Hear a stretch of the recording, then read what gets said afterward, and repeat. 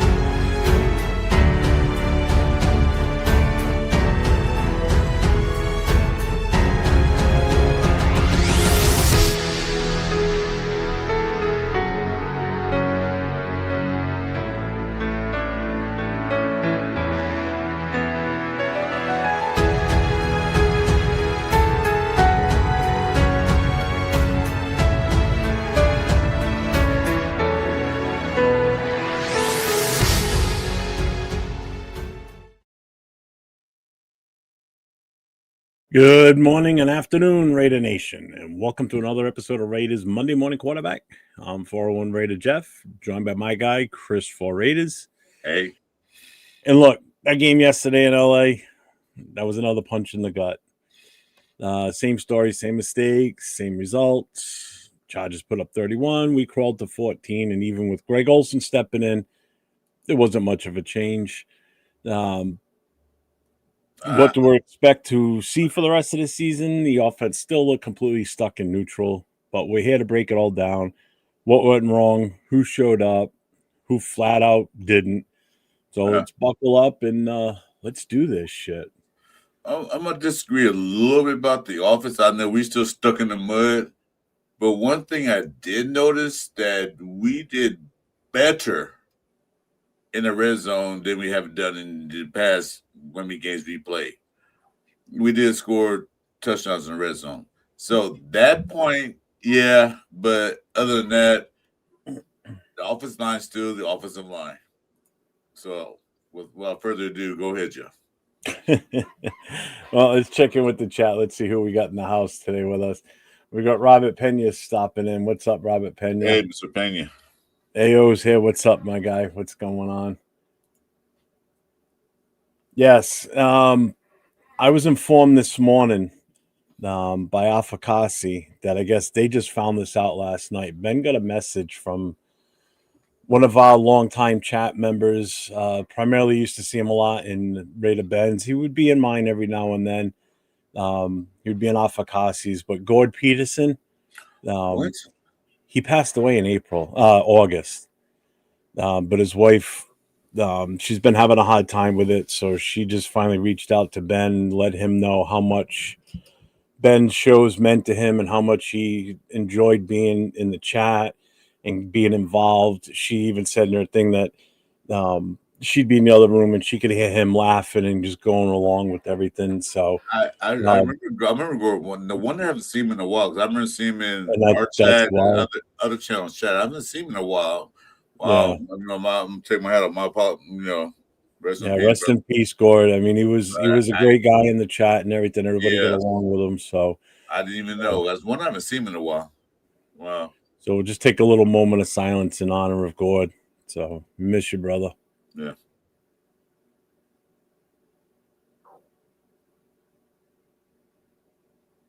All right. Thanks for reminding me, Robert. I knew about it and I forgot to mention it, and I should have started with that. And I apologize to Gord's family for that. I didn't know. But like I said, rest in peace, Gord. Rest. Yeah, I just found out like about 2 hours ago. I messaged Afakasi. That message I sent out about Geno Smith in the dumpster, Afakasi responded to me right away, and then we were talking about his trip and everything. And rest in Raiders paradise, man. Rest in Raiders paradise. Navy Vet's in the house. What's up, Navy Vet? Hey, Navy Vet, what's up? What's up, Rorschach? Rorschach is in the house. You cannot turn it. What's this? I can't even read You this. cannot turn a chicken shit sandwich into a chicken sandwich. Rush out with the haymaker. What's up? I'm not bueno. What's going on, brother? Hey, bueno. Yes. Yeah. Rest in peace, Gord. That's horrible. That's not what I was expecting to hear this morning. What's up, Jay? How you doing, brother? Hey, what's up, Jay? Let's see who else is here. Did I miss anybody? Yeah, everybody's saying, yeah, definitely. Sorry. Yeah, that kind of put a bummer on the conversation with with Afakasi, and that never fails. Stop my show and the dogs start going fucking berserk. So, it's always something. Yep. So, all right. So we lost yesterday, 31-14. I mean, did we expect to win? You wanted us to win. You know, a lot of people were like, "Oh no, we need to keep losing so we can get a better draft pick." Yeah, I get that part, but I mean, if you're a true Raider fan, you still want to see us win. I mean, you want to go out there and encourage the team to lose? No, these players ain't gonna want to lose. They're getting paid to play, and they're playing for contracts in the future. You know, if you do that, if you encourage like we should take, I mean, he's not a Raider fan. You should want to win regardless of our draft picks next year, because that's not guaranteed what's going to happen in the draft. As a Raider fan, I want to win every game. As a football fan, realistically, I didn't think. Yes. Hey, good morning, 05. Good morning. As realistically, I didn't think we could win. Not the way the offenses are playing, the offensive line. But as a Raider fan, I want to see a win. And we played pretty well for a little while. But other than that, I'm not going to jump at that right now. I want to see us win. I'm not going to lie. I don't want to tank. What's up, Travis? Good morning. Well, good morning for you guys on the West Coast. Good afternoon for me. It's already almost 1 o'clock already. Really? We can't do a true morning show because Chris would be pissed. He'd be like, I was up at 5 o'clock this morning. We get started at 5 o'clock my time, 8 o'clock your time. I was up. No, I don't want to start that early. I'm still sleeping at 8 o'clock in the morning. Fuck that shit. Well, when you're up till like 3 o'clock in the morning, yeah. I mean, I finished doing all the shit for the show at like 3 o'clock. And that's mainly because I was watching other shit and everything, so. Well, I'm just saying we can start earlier, but like I said, we only got 5 more shows left anyway. So yeah, yeah, true. There's not much left of the season, thank God. Yeah, let's say we have 5 shows left as a morning quarterback. I just want this season over with now. So we're gonna start with this. Who do we think actually played well? We'll start with what little positives we can find in this game. It's a very short list, but I think it's a decent one based on what I've got for info on this. Really short list. It's like I came up with 4 bright spots in this. It's like an Smart type list. Yeah. So I came up with 4 names on this list. I got 3. So I got Ashton Genty, who obviously he ran his ass off as best as he could yesterday. I mean, with what he's got to play in front of him, you know, he did keep the drives alive. You know, you saw again another instance of shades of what we really have in a kid like him. If we had not a good offensive, even if we had just the most basic average, if we had the most basic average offensive line, he'd finish the season with probably about 1,400 yards. You know, but with such an inept offensive line, his average is horrible. You know, I mean, he's just not getting the space. But I think yesterday would be a bright spot for him. He didn't get any touchdowns, but still at a bright spot. Who do you have? Oh yeah, I'm gonna say Ashton Genty too. Who's your first one? My first one would have been Ashton Genty. Because I agree with you. As I say, yeah, because he ran his ass off, the best of his ability, what he can do. You know, he broke tackles and did what he can when in that offensive line. Like just like going back what you're saying, I'm gonna copy and paste that. If he had a decent offensive line, if we had like maybe 2 years ago offensive line, Genty would be at like 1,200 yards by now. or 1,100, easy, or no less than 900. If it had offense like 2 years ago in 2023, he would have been a lot better. Even 2022, he would have been a lot better. But the way the offensive line been shifted around with these guys coming in and out, and we'll talk about offensive line in a few minutes. He would have had a better year, better run. He probably broke a couple of, because there's one he could have broken, but just couldn't get outside the linebacker. But yeah, I guess Gentry, like, he did the best he could for what we had. These aren't in any particular order, by the way, just so you know. So it's not like I'm saying Genty's the first and foremost number one guy. Yeah. Obviously, the overall, if you had to look at it, that was the best on the team yesterday was definitely Brock Bowers, and it's tradition that he tends to be that way. Yeah. You know, so I mean, he had another stellar game. You know, he's got 5 touchdowns in 2 games so far this season. 3 in who was it? It was the Titans, wasn't it? Wasn't it Jacksonville? It was Jacksonville he had the 3? I thought it was Tennessee. So he's had 3 touchdowns in 1 game and 2 in this one. So he still finished with 4 for 63 and 2 touchdowns, and he had a long play of 27 yards. So he ultimately is the brightest spot. There's no two ways about it. The brightest spot was that last touchdown he caught. I got to say this. I'm watching the game. Just went through the ball. I thought it was an incomplete touchdown again. Then the referee's raising their hand touchdown. I'm like, what? They had to replay thing 3-4 times. I'm like, he actually caught that ball. That shows how talented this guy is. He made a receiver catch. Not a tight end catch, a receiver catch. Caught the ball 1 hand off the ground. Didn't even touch the ground, by the way. That shows you that we have talent in the tight end spot. So he's one of the biggest, brightest spots of what we had yesterday. So yeah, Rorschach said this last night in the chat, and I don't think Jay caught it. Says, I've been saying this for a minute. We were told that these beanstalk beans are what we needed instead of crop seeds, and we were dumb enough and bought it. Did not expect this being this bad. And you're right. Nobody expected us to be this bad.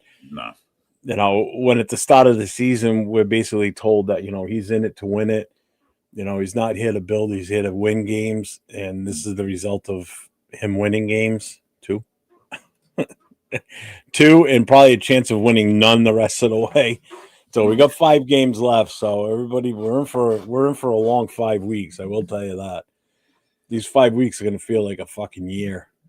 No, wait till the season's over. It's really going to feel like 2 years. Yeah. So, no, and I definitely agree with Rorschach with what he said. That's, 100%. So Travis is saying Max, Genty, Bowers, and the Raiderettes. The Raiderettes never disappoint. I got 3. They weren't even there at the game. What are you talking about? Yeah, but they still come out on top. Yeah, I guess so. Oh God, let's see who else is here. Sal's here. What's up, Sal? Hey, Sal. Good morning or afternoon.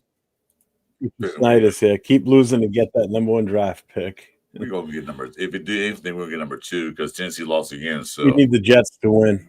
Tennessee. We need Tennessee to win 2 games because we beat them, so they have to finish with 1 game more than us. Yeah, because we had virtual tie. Good luck. We had tiebreaker.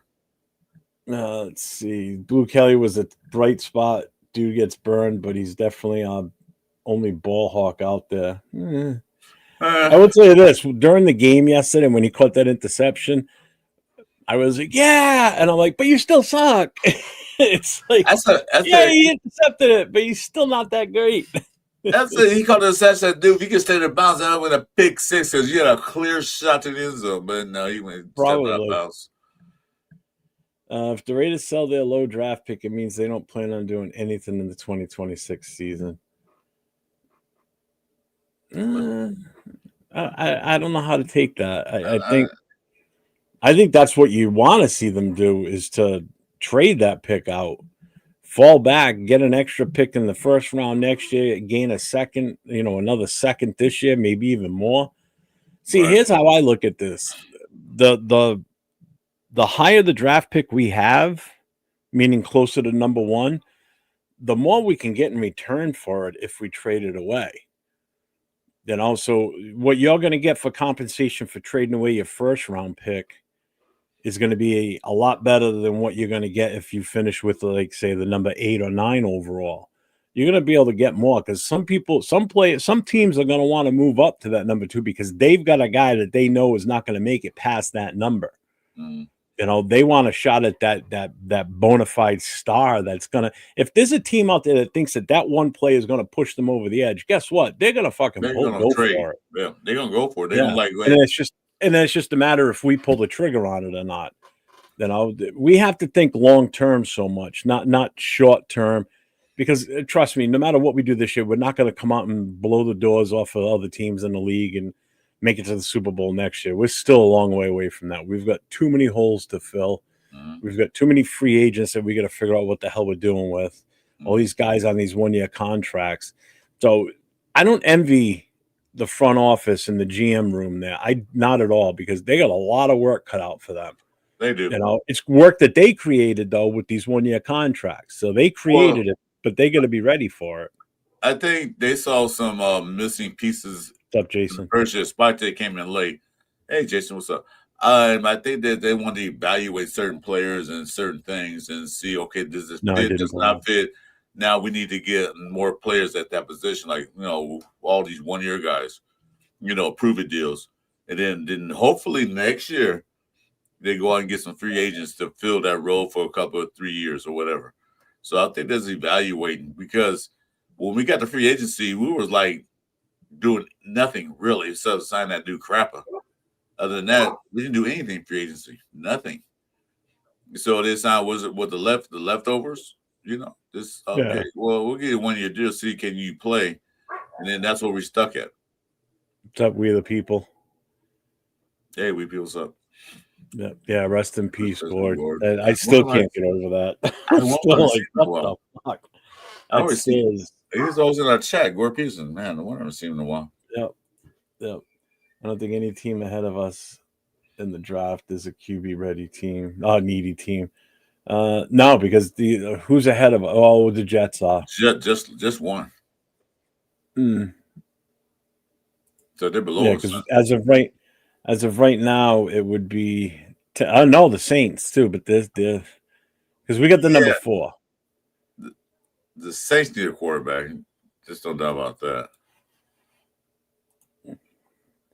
Because right now, if the season were to end, it's Tennessee, New Orleans, Cleveland, and then us. So we're number 4. Yeah. And we need the Giants to win tonight. So that keeps us at the number 4 spot.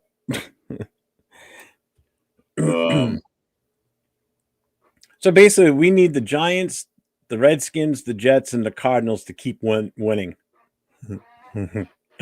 That's what we need. Yeah, I mean, we can at least hold on to the number 4 if that's the case. We're still in the top 5, so it's not that bad, Yeah, number 1, number 2, number 2 picks would be awesome, but we're still in the top 4. And it's a damn shame with 5 games left of the season. We're talking about draft selections. That's just crazy. But anyway, we're still up there. We're still up there high.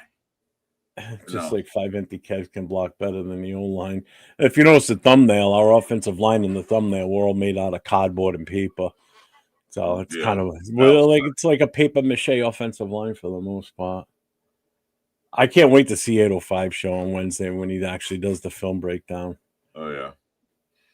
Like I want to see what he's got to say about Caleb Rogers for his time that he was out there. He wasn't out there a lot, but he was out at least he got in the game. Yes, that's what I'm saying.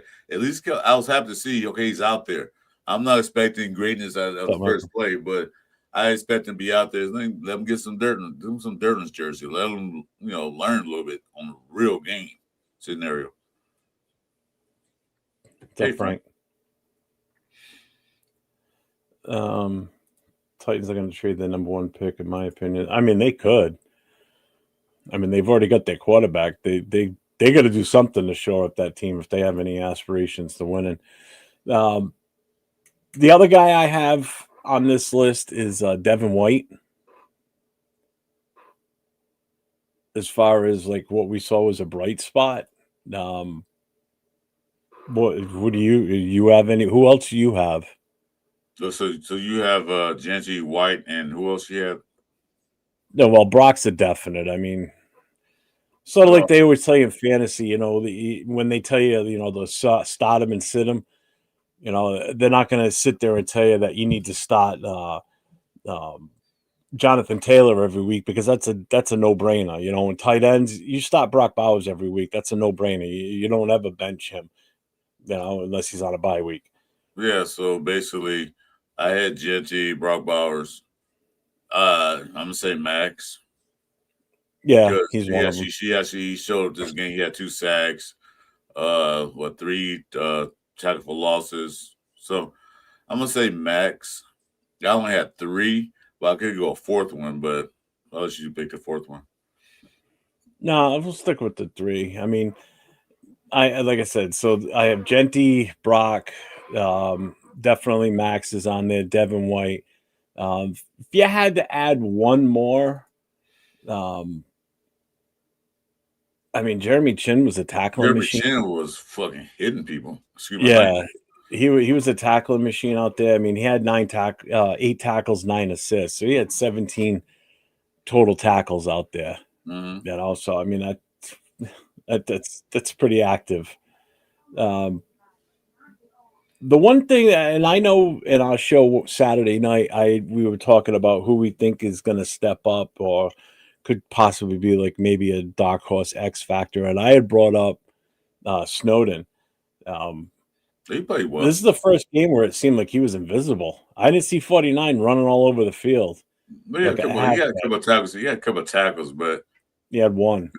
considering, no showed up a little bit was Kuntz. He I had was that one. going to say him because He he had ended that up one. getting He a had that sack. one sack. Yeah. Yeah, yeah. So unfortunately, it doesn't look like he was the impact that I thought he was going to be, basically. Snowden. So,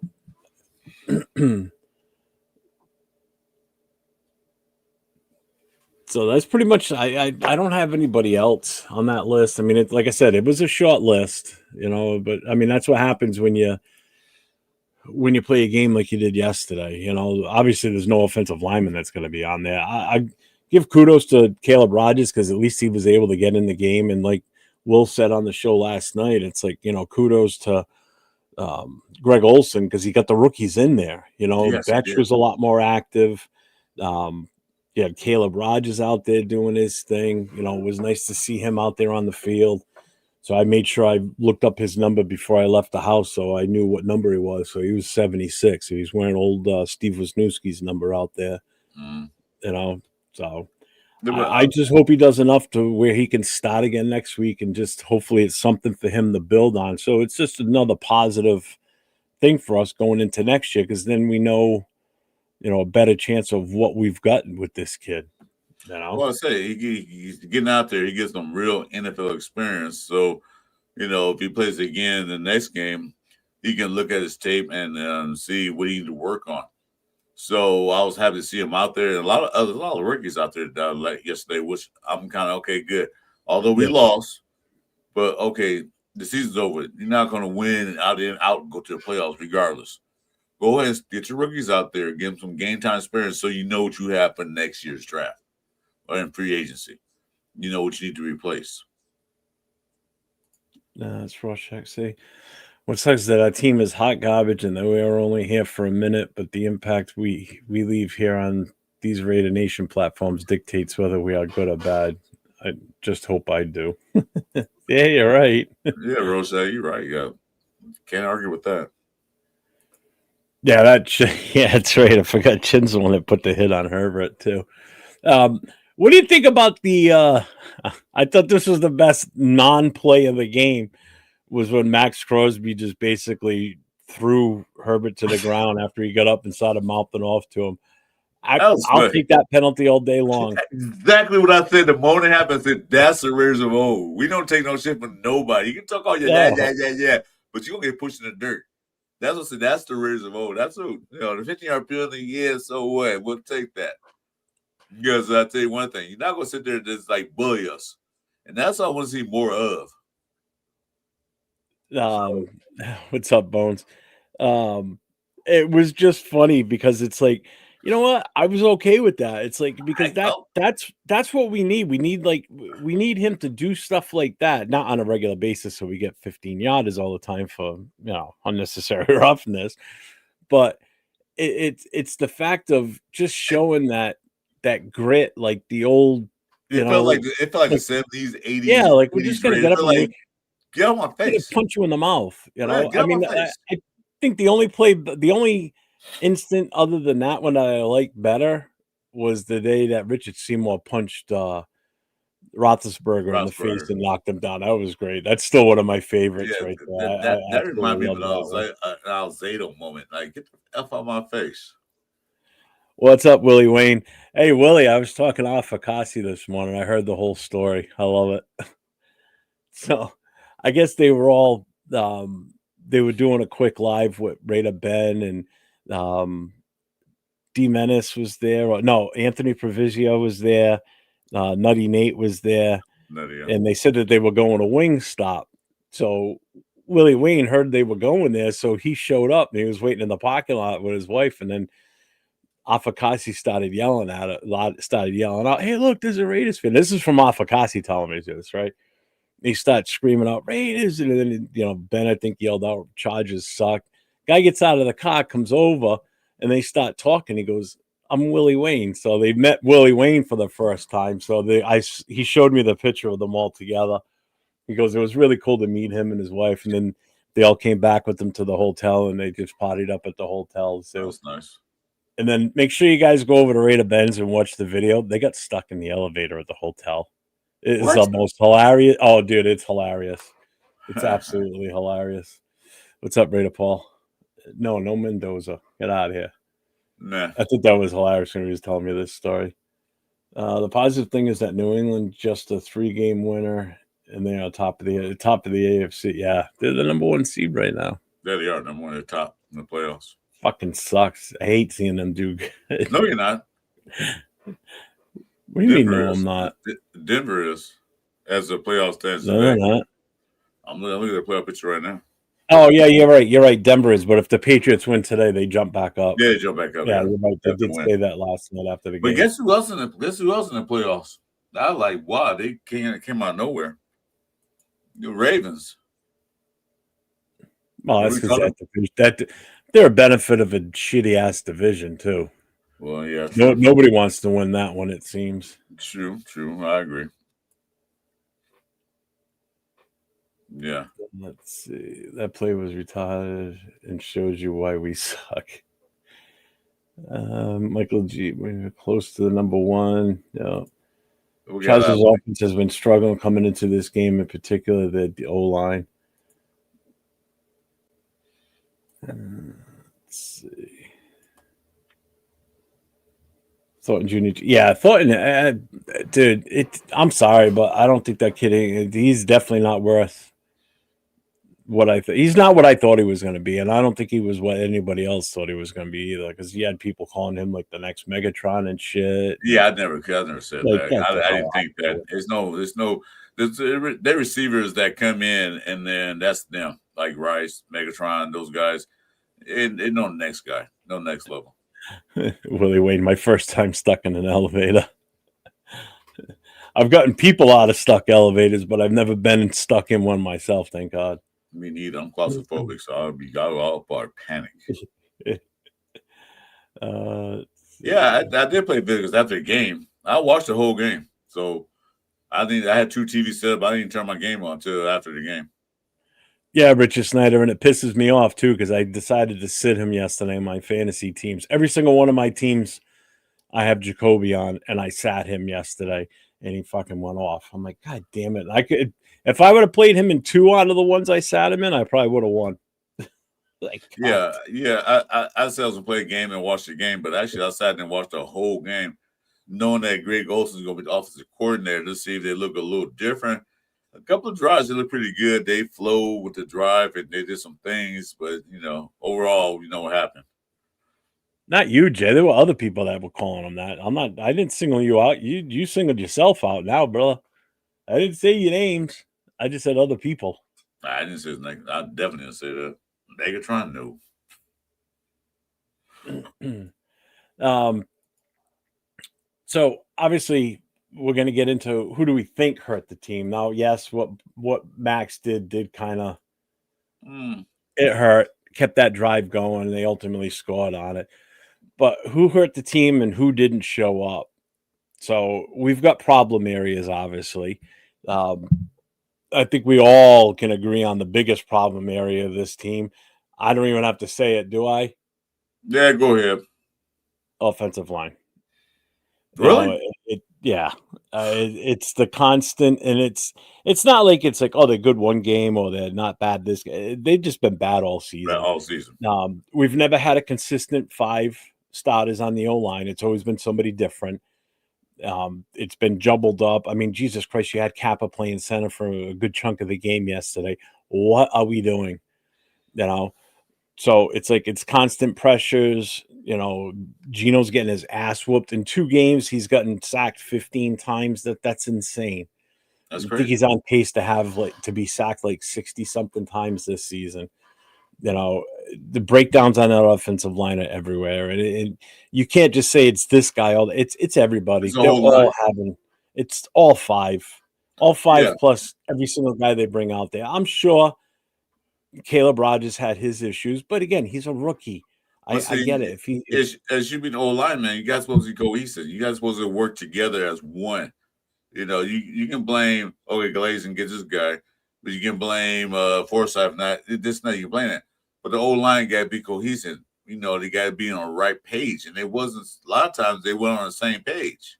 You got guys double teaming one guy, and another guy just come through free.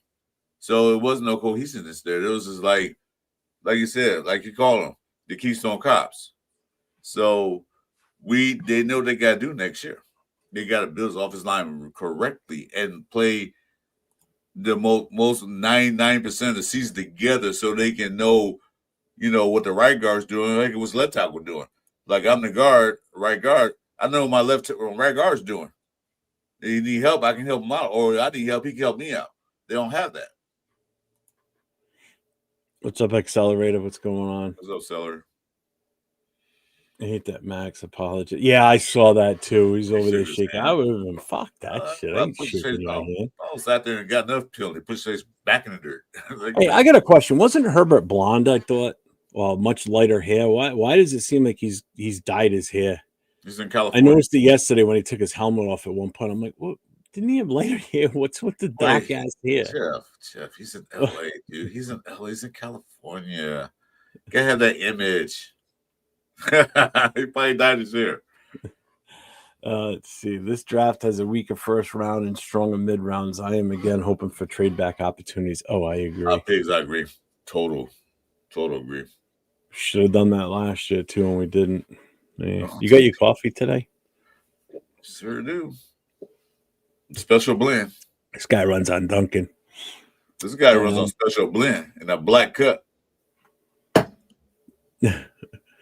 Oh, I don't think anybody really does. It's not being stuck in small places is horrible. When you're a big dude, you feel like you're never going to get out. Trust me. I'm claustrophobic, man. Shit, I hate taking MRIs. I panic. Like, get me out of this machine. We broke shirt. Oh yeah, his hand was shot. His hand was a mess yesterday. You could tell. It definitely affected his playing ability and it was his non-throwing hand. Because when he came back out on the field and he went to hand the ball off, he's trying to hand the ball off with his right hand instead of his left hand as the running back's coming up the side. And I mentioned this last night on Jay's show. I said, those are the things that we needed to take advantage of on the defense, but we didn't. We already know that he can't hand the ball off this way. So it's going to be a chance of, plays being disrupted earlier, or it forced them to switch up. And now they started running off his left side. You already know he's coming from the left side. Why can't we do something to offset that? Like let's stack the box on that side and force them to go back to the other side. Exactly. And the chance that he's going to fuck up, because he just was not the same after his hand, but he still had still got the win, the bastard. So check it out. So the first game played the Chargers. Khalil Mack was out. We heard him. Had advantage to win the game. Nope. This time Herbert was hurt. He still played.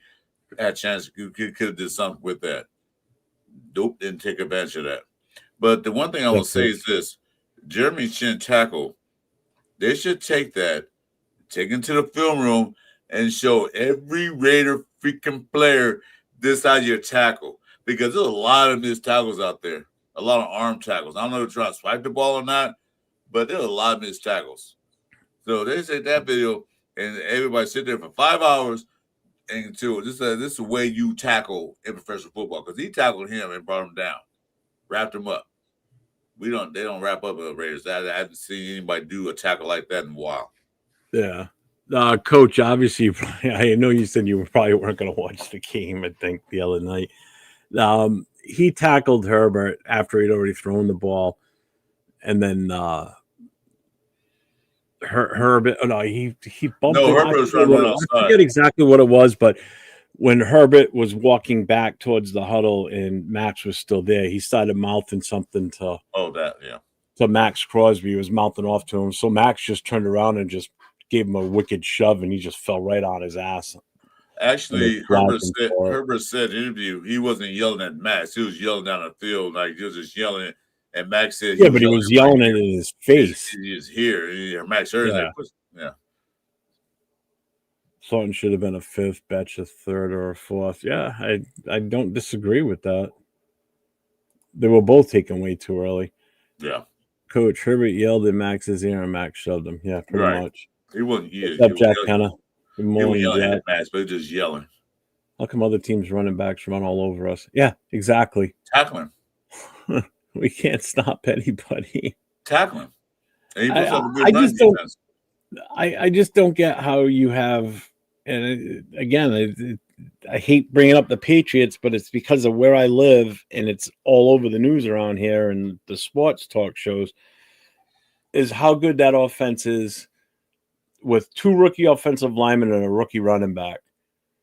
So you got three guys out of your main offensive set that are rookies, and you got a running back that's already surpassed, or after tonight will definitely still stay ahead of Genti in his rushing yardage. You got two rookie offensive linemen, a left guard and a left tackle, and they're doing so damn well. And it's not like they're not running up their side. They're running right off of both of them. That's where Henderson's been getting most of his plays, is off the left side. Mm-hmm. It's like, how is it some teams can just have I think it comes to coaching, to be honest with you, because coaching. Jeff, remember that they start season with that line, and they're still playing with the same line. That nothing changed. There's no mixing match it. They start off as a line. Maybe one guy went down, but they start with the same offensive line, and they're still playing with that.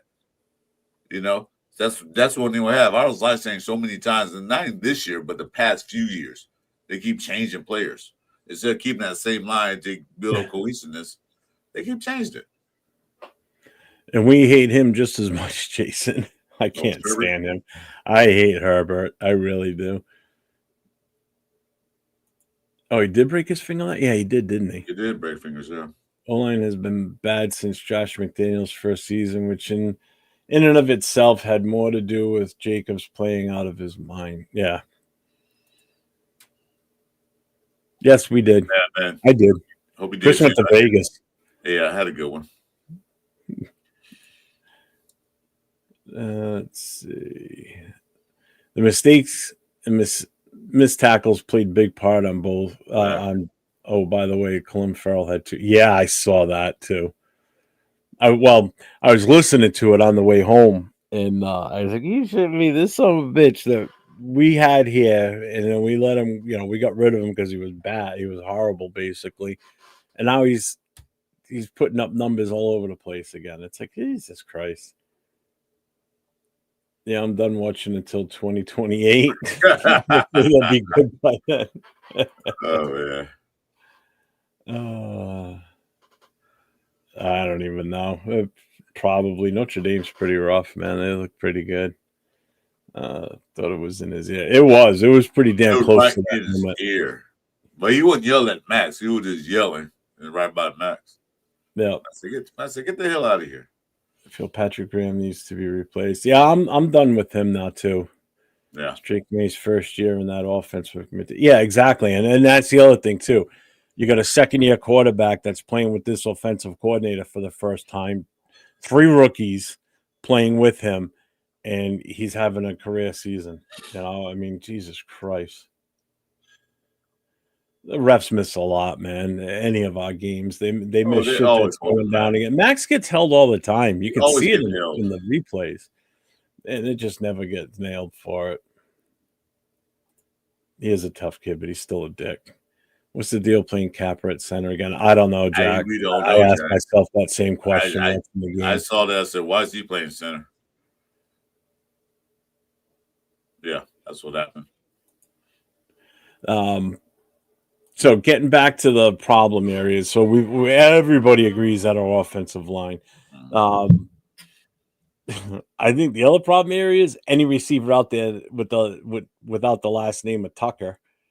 Granted, yeah, Betch had a better game yesterday than we've seen from him, but I think that was also with Olson being there. These other guys, man, they can't get separation. Thornton. They just can't. Thornton is just not good. I'm He's sorry. not there. He's not there. He's not that guy that I assumed that most nation did. Like he's that guy who's going to take us over the top. He can't get separation, and he's always covered. I mean, he's supposed to be the speed guy, but I think Thornton's biggest problem is he's not strong enough. He is not No, strong he ain't enough. gonna outmuscle anybody. No, His he's a linky his kid. biceps are like the size of my 2 fingers. I mean, there ain't Yeah, nothing he's to him. linky. So the DBs they push him around. He's built Like like get a out here, beanpole. get out the way, little boy. He's not Yeah. strong enough. He has no grip on the ball. He can't fight for the ball. Because you see some receivers, they'll fight for that ball. As soon as they see the D-backs fighting him, he's like let it go. Like, dude, fight for the ball. He doesn't fight. Our 2 top receivers Sunday were Bowers and Genty. So Bowers had 4 targets, 4 catches, never dropped the pass. Genty was 8 for 6 for 30 yards. Thornton, he had 2 targets, 1 catch. Betch was 3 targets, 2 catches, 22 yards. Long was a 16. Tucker was 3 for 3 for 20. And the only reason Tucker didn't have that good of a game is the fact that we weren't throwing that much to him. No. We only threw 3. Gino wasn't getting the chance to really get the ball to him. He got it to the guys that he needed to, and that's Genty because that's his safety valve, Right. and Brock Bowers because Brock is just that guy. We saw what we want from Bowers again. If why we can't do that on a consistent basis, I don't get it. O-line. I mean, 2 of those passes, he was completely wide open. There wasn't a goddamn soul around him. And he does exactly what I suggested Saturday night is just give him the pass in the short field and he'll turn it into a 10 or 15-yard gain. And what did he do? He did exactly that. That 6-yard slant turns to a 15-yard gain. Like, see, that's what we need to do. Short passes, get the ball in your hand quick. What did Gino do? Hold the ball. Hold the ball. Dude, offensive line sucks. They can't block for crap. Stop holding the ball. Short plays. Just don't let the playmakers make the plays. And Brock Bowers did that a couple times. I mean, that touchdown catch he had that's probably in my book right now. That's the greatest TD catch I've ever seen. I mean, that was amazing catch. I mean, that just shows you how talented that fucking kid is. I thought it was going to be pass. Gino threw in your pass in the red zone, but no, the referees went touchdown. Like, what? Let's see that again. Yeah, that was amazing catch. What do you think about the games missing gambling bets like Cleveland missing 1 yard? Oh, I didn't know about that. I don't know, man. I wouldn't be surprised if there's some shaky shit going on in the NFL with that shit. I mean, it took them a while, but they caught the NBA shit. I guarantee there's already investigations going into the football, into the NFL. Yeah, something's gonna come down. And I'm willing to bet a lot of it might have to do with the refs too. Exactly. That's what I'm saying. Yeah. That's why they fired those refs from a couple years ago or last year from Kansas City because they probably had bets on the game. I'll give him time, but the kid's got to hit the fucking weight room. Deuce Gruden's got to fucking beef that fucker up. You need some more grits and potatoes. Start adding some weight to that bench press bar instead of just bench pressing the 45-pound bar. He need to come to my house. I'll fatten him up. said he died of grits and potatoes. Yeah. Yeah, Jack Gord Peterson passed away back in August. Raider Ben was notified yesterday by his wife. Yeah, we didn't know that. That's all we've So seen in a while. I only found out a couple hours ago. Afakasi was talking to me this morning and told me about it. So just to let everybody know, we mentioned that at the start after Robert Pena brought it up. I forgot all about it. But yeah, it's sad. There it is. Miss Gord. He's always in the chat. Yep. Let's see. Yeah, this catch. That's one of the catches of the year. Yeah, that catch was definitely a catch of the catch of the century. That was awesome. Somebody's got to do some ridiculous shit to surpass that one. I mean, they got to catch it while they're upside down on their head. Yeah, that pass that surpassed the Odell Beckham catch. This was on the ground, damn near, and he scooped it up. Yeah.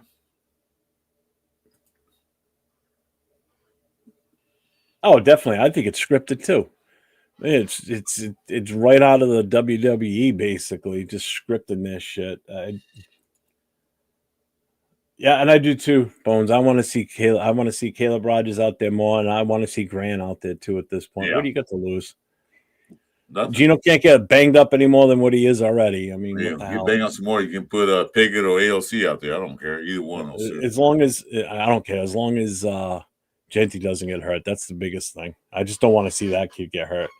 Because if he gets hurt, he's just an innocent bystander in all this. Because Gino is what he is. Genty, we see what we're gonna possibly have with him if we give him a decent, O line up in front. I feel like Thornton should be running Antonio Brown routes like crosses and yeah. He can, but you got to catch the ball. What's up, Bishop? Hey, Bishop. He can, but he has to catch the ball.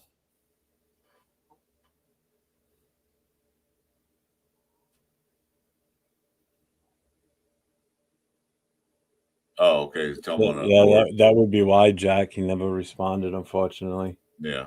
So we just found out today myself. Yeah, Berkowitz, it was good, but it wasn't better than Brock because Brock was still way better. Way better. I don't care. It was a nice catch, but hi, Jason. That was badass. I've seen enough of Tyree Wilson. Yeah, that too.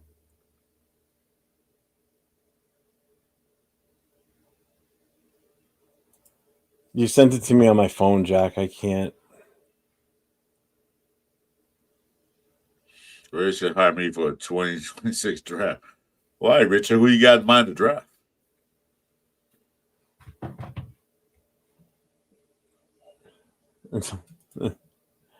Oh, 805. I started having concerns with Thornton the first preseason game. I showed his struggles with route running throughout the preseason. He also struggles with spacing.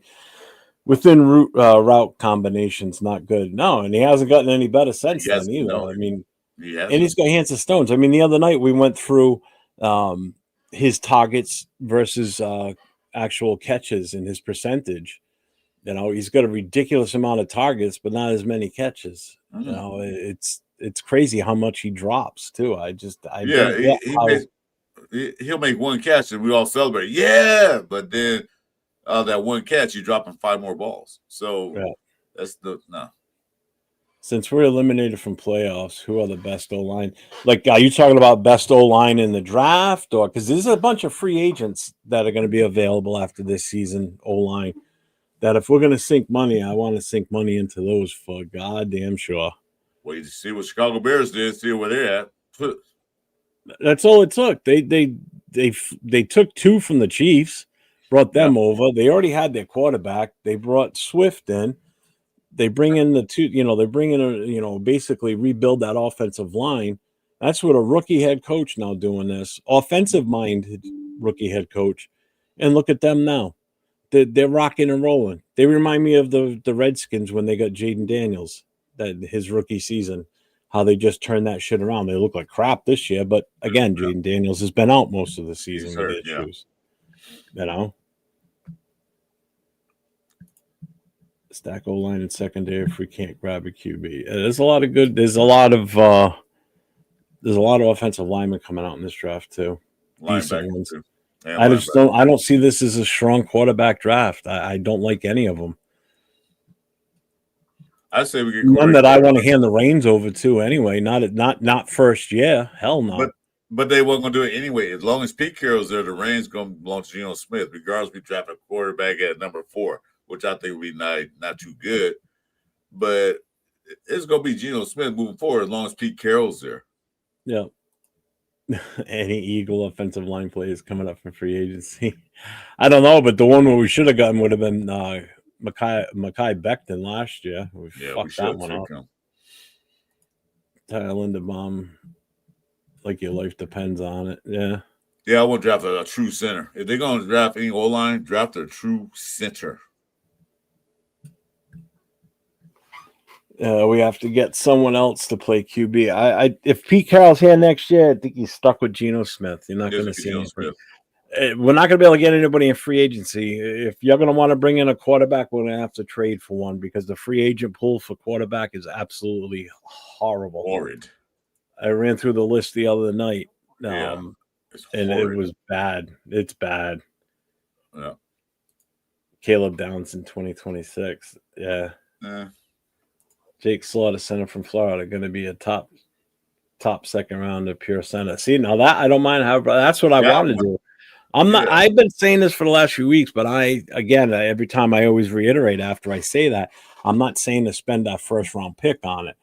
Second, third, and beyond, if we pull off the best center that comes out of this draft, I'm fine with that too. I want somebody that's a pure center, which means they played it their entire college career. And that's what we're going to draft him as. Not a guy that played it for 1 year, his senior year. We draft him as a guard, then we convert him to center. I watched that Florida game. Slaughter is a beast and animal. He just takes linemen out the box. Nose tackles, he's taking them out the box. Like you said, if he's there in second round, we got his pick in second round. I say get a true center. Not a transplant from guard to center. One that played most of the college career, high school, you can pop one or whatever. That played at center. None of this, we'll get you a center. No, like Copper, what the hell? Well, then the announcer said he played center a few times before. I said, who cares? He wasn't a true center.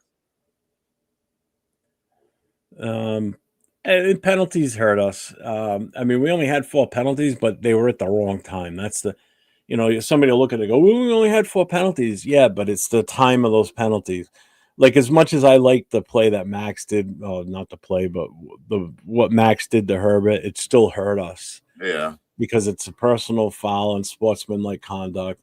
It moves them 15 yards. They get the first down. They already had the first down. Now they get extra yardage because they just made that long-ass pass. And what happens? They score, and now they move further ahead from us. And now we're in a bigger hole to try and come back. And we're not a team that's built to – we can't come back from big point differentials. We're not built like that. We don't have that quick strike ability. We came to score enough to get a lead, basically. You're talking about. But like I said, I give them kudos to the red zone offensive line yesterday. They did have some red zone offensive plays that, okay, now we're doing something. For preseason to really show what he would look like. Once I saw preseason, I was wondering what the hype was all about. Yeah, he's still talking about nothing. We had dice roll QB to make a serious bid to start as underdog, like Russell Wilson. Paper from Vanderbilt. First round, best player available. We can build an O-line in rounds 2, 3, 5. Yeah. Monday morning, and the rate is still ass cheeks. Yeah. What's up, man? Welcome in. Hey, Money Chuck's announced. What's up, Money Chuck? What is it? We got 5 games. We got 5 games left, so the Monday morning quarterback show probably could be the same next Monday. Yeah. Money Chuck. What is there not to like about Fernando Mendoza, Jeff? He's 6'4", doesn't turn the ball over, makes every throw, high football IQ, can run, and reads defenses like a champ. For one, I still think we need to address the offensive line before we even think about bringing in a rookie quarterback. 2, we don't even know who the OC is going to be next year. We don't even know if Pete Carroll's going to be here. So Is he a right fit for this regime? Maybe. We don't know. What's he going to be a fit for? Whoever. If Pete Carroll's not here, that could change everything. Because if we bring in a guy that's not the right fit to build with a rookie quarterback of his caliber or the offensive scheme they're going to run, that's the big thing right now. So trying to decide what rookie quarterback we want to look at, that point right now I think is moot, because right now Olson's our interim OC. I doubt if Pete Carroll stays on that he's going to promote him to permanent OC. We're going to bring in someone else, and then what type of system are they going to want to install? You know, I think that has a lot to do with it. So to jump and say, we need this quarterback, we need that quarterback, we honestly can't answer that until we know what's going to be instilled for an offensive system next year. That's how I look at it. I just don't think making a first round pick on a quarterback is the right choice this year. I'm sorry. I just don't see it. I didn't see it last year, and I still don't see it this year. I didn't even want Genti because I knew this was going to happen with the offensive line. And that first preseason game sealed everything I needed to see, because I knew it wasn't going to be good the rest of the season. And guess what? It hasn't been good all goddamn season. And I'll stand by that till the day I die. I called that one, and I'll take that to the grave with me. Couldn't beat a women's Canadian football team. We beat your mom. Let's see. Meredith should have been kept, but not at center. Yeah, he can keep him as the backup role player. Maybe if you drafted based on you, would be more likely to reach. But a starting center, no, Meredith should not be there as a starting center. He can keep him as a backup, but no. Oh, I don't see us winning another game either, Bishop. I even said that after the bye week. I didn't think we were going to win a game. I thought Cleveland was going to be the closest we could come to winning. I said they wasn't. Man, did they beat us. I knew they wasn't. Myles Garrett and that defensive front had a field day. Yeah, I told you that. I said, no, we're not beating Cleveland. 805, I blame the beat writers hyping these guys up and setting expectations. Most of them don't even understand the game enough to evaluate talent or fully understand what they're seeing. Not wrong there. That push looked weak, though. Herbert put on a LeBron. Oh, he definitely flip-flopped. Mendoza's 6'5". Yeah, 6'5". 6'5". So he's doesn't matter. Doesn't matter how big you are, but if the offensive line can't block for your ass, you can't do nothing. But if you draft a QB at top of you can be 7'5". You can be 7'5", and the offensive line can't block. You can't do shit. So I get that. Issue with Mendoza is that he's just slightly better than Curtis Rock, who went in the back end of the draft. Why not build O-line in free agency like the Bears did? This thing about having to have an O-line set before you get a franchise QB, I simply don't agree with. And that's why some quarterbacks don't make it, because look, it's a miracle that Genti's confidence hasn't been crushed already, with the inability to run like he's really meant and built to run.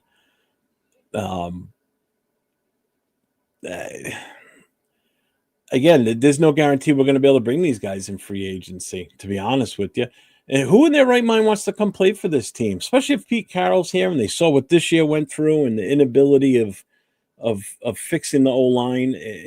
Who's going to want to come here? We're going to have to shell. I mean, it's going to have to be guaranteed type money, like signing bonuses and shit, which comes out of Mark Davis's pocket, not out of the team's salary cap. But we're going to have to spend so much money in those free agents, and they're not going to want to come here. You especially these older guys that, like, say they're in their late 20s or very early 30s, who are still really, really good offensive linemen.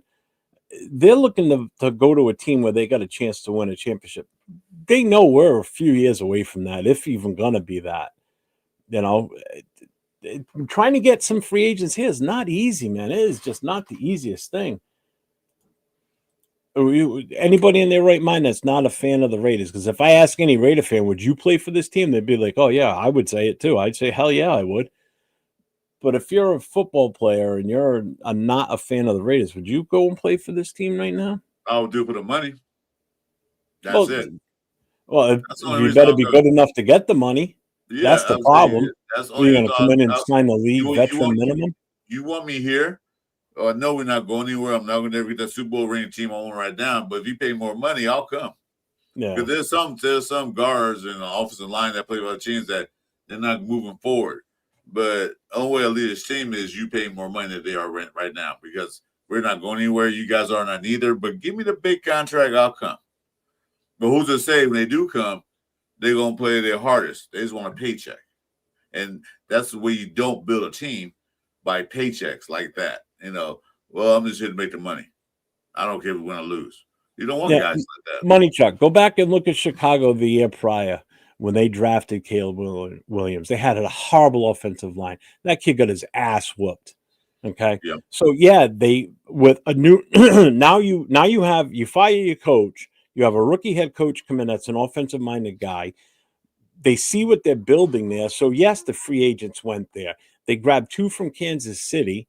So yeah, they built the offensive line after they had the quarterback. That's a different situation. You're talking about bringing in a rookie quarterback and then building the offensive line at the same time.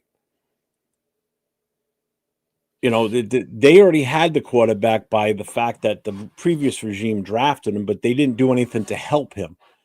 They didn't give him the help with the running game. The offensive line was absolutely god awful. I mean, our offensive line now is still way worse than what Chicago's was at that time. But again, you got a younger coach in there like that they saw the success he had in Detroit. So yeah, some guys probably easily thought about going to Chicago because the money was right and they could see the vision based on who the coach is. Right now, what type of vision does Pete Carroll have? I don't even know his own vision. Like, what's he even seeing in front of him right now? I still think this game has passed him by. I think he's done. Raiders need a really good offensive line player. Really, Miller and JPJ should be back in the. Yeah, I expect them to be back full strength. That's why I don't want them to come back and play this year, even if they have the chance to play. I need them for next year.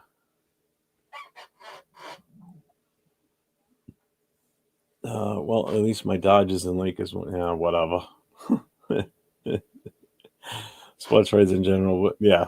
Oh, look at the questions these guys ask at the Raider presses. They're horrible. The softball ass questions. We're just probably going to peep free agents. We better be in free agency. It's the only place we're going to get it. You build the line through the draft and free agency together.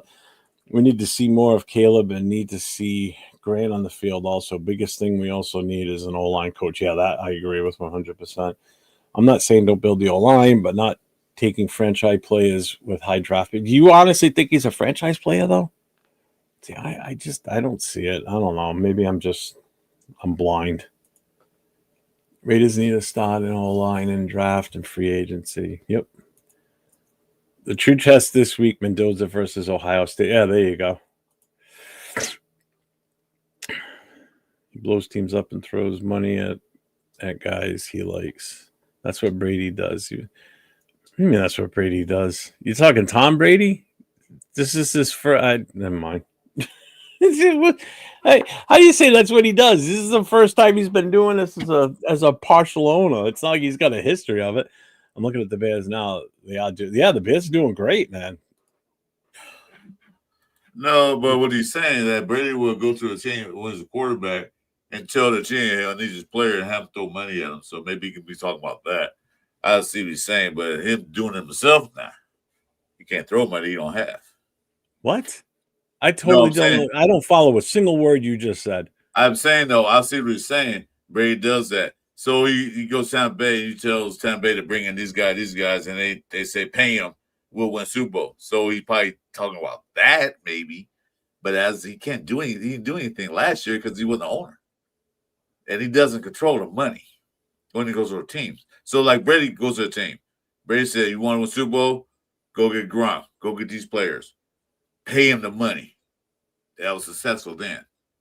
Do you see what I'm saying? The point I'm making? Well, guy was saying that Brady throws money around. No, he can't throw money around. He's just an owner now. But then he tells GM when he's on a team to throw the money around. He did that one time. Yeah, I'm saying He that. didn't do that in New England. He didn't sway anything in New England. Well, I'm saying No, with Bill Belichick. Well, he could be He did referencing it in that. Tampa. That was the one time he did it. Yeah, I'm saying he keep referencing that. That's the only time he could do it. He did it if he did do it that Doesn't way. count. He's a player, so But he's giving now, suggestions. but they pick Brady up. They can take to the owner. You can tell the ownership, GM, say you want to win championship. You want championship. Pay this guy the money. Then we can win. Forget it. I'm done. I don't get it. I was outside and I heard when you saying that Brady throw money around. I didn't see it. I didn't see the response to chat. I was outside. Brady throws money around. He always does that. Well, only way he could have done that is that being a player for Tampa Bay. That's it. That one time. Oh, and I agree, Money Chuck, because that's exactly who I wanted. I wanted Becton big time. And we didn't even throw a hat in the ring for that one, if I'm not mistaken. We didn't even attempt it. We just watched him fly right by Vegas on his way out to LA to be with the Chargers. Fly over. We didn't even throw up a flag for the plane to land and like, hey, come talk to us for a minute. You know, that would have been what the fuck, man. We blew it in free agency last year. Pete Carroll, in his infinite wisdom, brought in Kappa, thinking that it's great pickup, awesome job. And then brings them worst ranked or worst rated freaking offensive line of the year before. Yeah, great job. Oh, you're talking about okay. All right. Now I get it. You're talking about his other teams. All right. I'm thinking I'm thinking football only. I forgot he owns other teams too. Who else he owns? All right. I'll give you that one then. Who else he owns? A soccer team? Yeah, some lame ass soccer team out in Europe. In Europe? Yeah, well, he kind of did with Rob McElhaney, and oh wow, oh my God, I can't think of his damn name now. Ryan Reynolds with the Wrexham team. It's a good documentary. It's a good show if you guys have FX. That's a good show. That's a good show. That show's good. Oh yeah, he did what everybody just had money on, but a soccer team. He throws his opinion around. If Mendoza beats Ohio, then Raiders should draft Mendoza and stack O-line. I think a lot of people wanted Becton. I did, definitely. True. Yeah, too many linemen that are light in the ass, man. Mm-hmm. Yeah, they see just like Jason said, not enough junk in the trunk. Too many lightweights at offensive line. It's actually it's just ridiculous. I'll tell you one thing. They should go ahead and change their diet plan with get Gruden out of there. Said tonight's on menu is meat and grits and potatoes. They need to spend time with some fat bodies that know how to eat. Exactly. We're still in the problem areas, and we haven't really gotten off of that yet. They need to go start eating some soul food restaurants, man. Build that junk in the trunk. That's what you do. The other problem areas I came up with was the defense. The defense was playing okay, good early, but then we kind of just collapsed as usual. And then I think the biggest one, in all honesty, is just the overall discipline. You know, you just see that there's number one, there's no sense of urgency. At least I don't see it on this team. There's no discipline. It's just like a bunch of 11 guys out there kind of, we'll do what we want to do. Like there's no continuity anywhere. You know, whether it be on offense or defense, you know, special teams is still an issue. Granted, Carlson hit both of his extra points, didn't miss a kick. Wow. Oh, that was amazing. It was the main thing in the defense was a tackling. They like just miss a lot of tackles. You know, guys running by and they arm tackling. There's only one good tackle again. That was that chin. Yep. Tackle on Herbert. But I was like, they do this running. Tackle him. Hit him in the legs. Tackle him. You know, you can't tackle a running back high too much, and they run him full power. You gotta hit him his leg, take his legs out on him. They didn't do none of that. They was like reaching. They may try to strip the ball, but they were reaching. They weren't even tackling. Yeah. No, Matthew Stafford used us for his own negotiations. There's no two ways about Oh that. no, he I wasn't mean, coming he catfished us on that one big time. here. He wasn't coming here. Kaylon Rutledge is in this draft as my JPJ clone. Yeah, we do need a whole, like Pig said earlier, we need a whole offensive line full of JPJs. His mentality, his It's fierceness, awesome. that's what you need. That you need That's that that's what I like big about time. him. He doesn't give up on plays. He keep blocking. And our blocks, they're blocked like, okay, I'm done my job, and then that's it. Like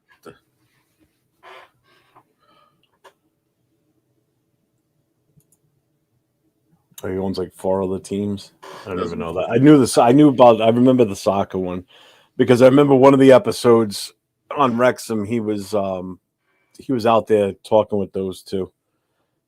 So I don't know if it's in the same league as them, but he's like a few towns or cities away from where their team is. well, Um, European soccer leagues, a lot of teams out there, so I wouldn't doubt it. oh, they're fucking everywhere out there. Yeah.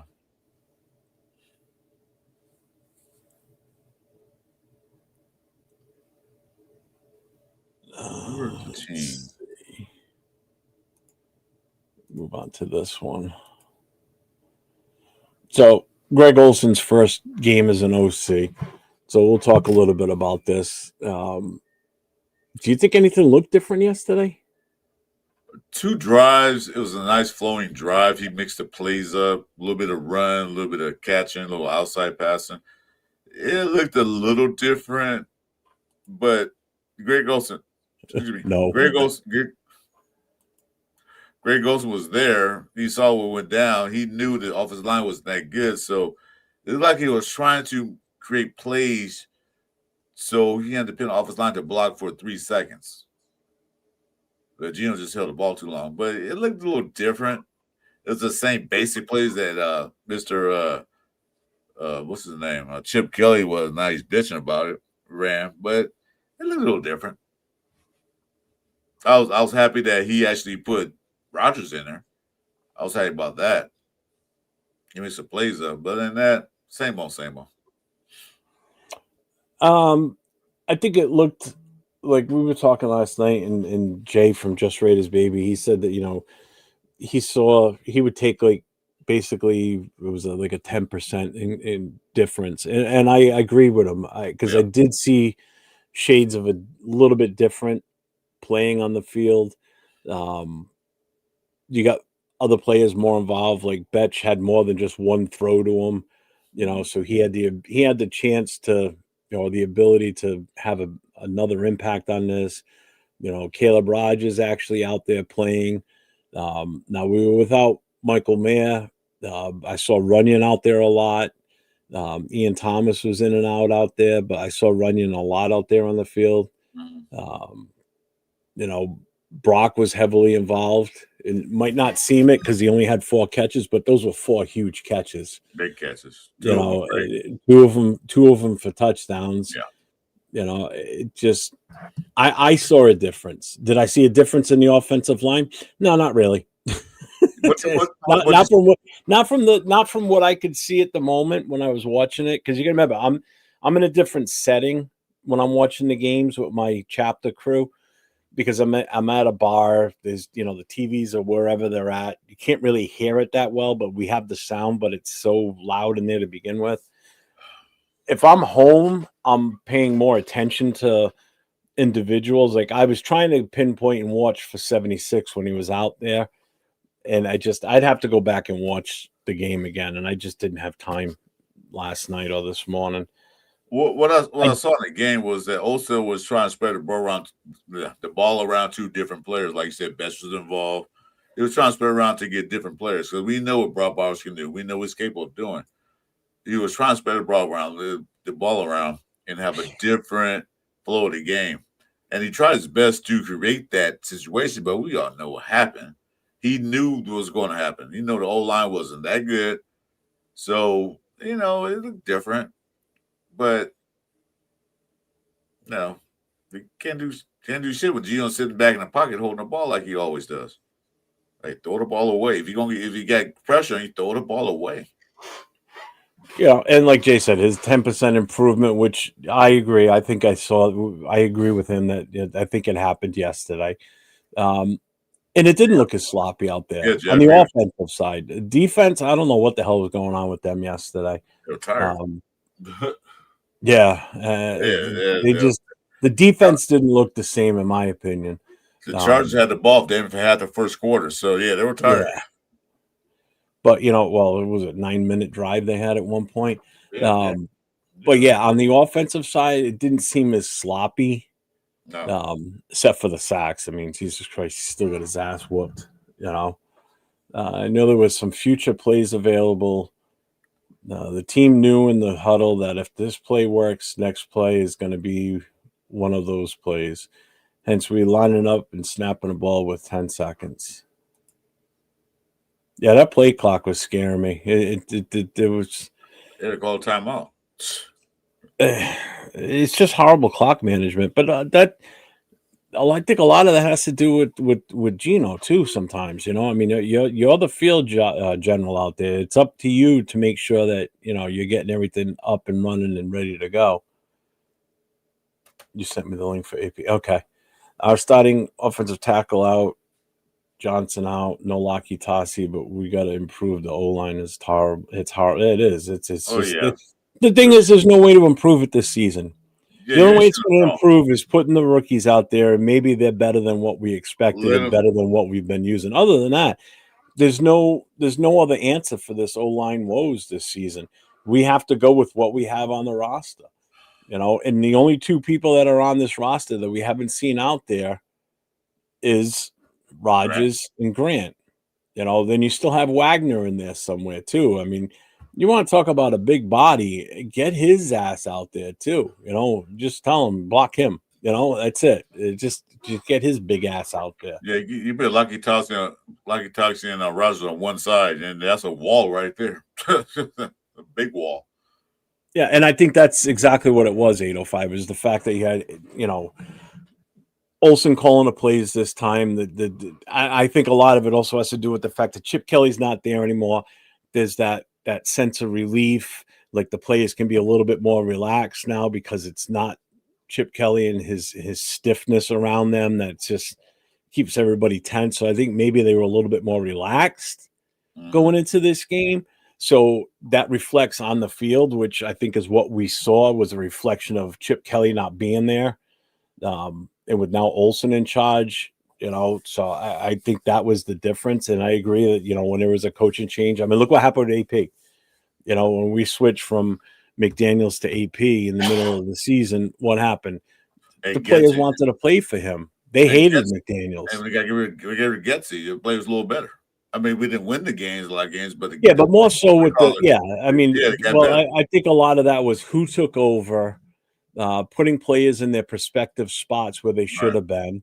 Mm-hmm. That season, meaning, benching Minshew, putting AOC 12 out there till he got hurt, making these subtle changes like that. One of the biggest changes this week was the fact of getting um, Caleb Rogers out there, which I think the entire fan base was excited for because I it's like was, we've all been waiting to see what this kid's got, I you was. know?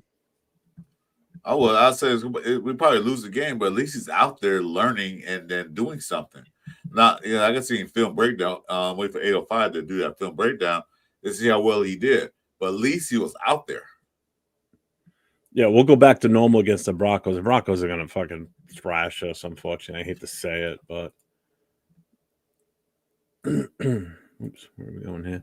I took a lot of crap for wanting to tank the last two seasons. I'm glad we got Bowers. However, my question is, who really wants us to win another meaningless game again this year? Oh, I agree. It's not even the fact that it's a meaningless game. It's just the fact that That we're we're just not going not to good win. enough. We're not good enough to win, period. No, this 5 games going to be I don't expect Philadelphia. us to win. And that's But, not how it should be as a Raider fan or a fan next of any professional team.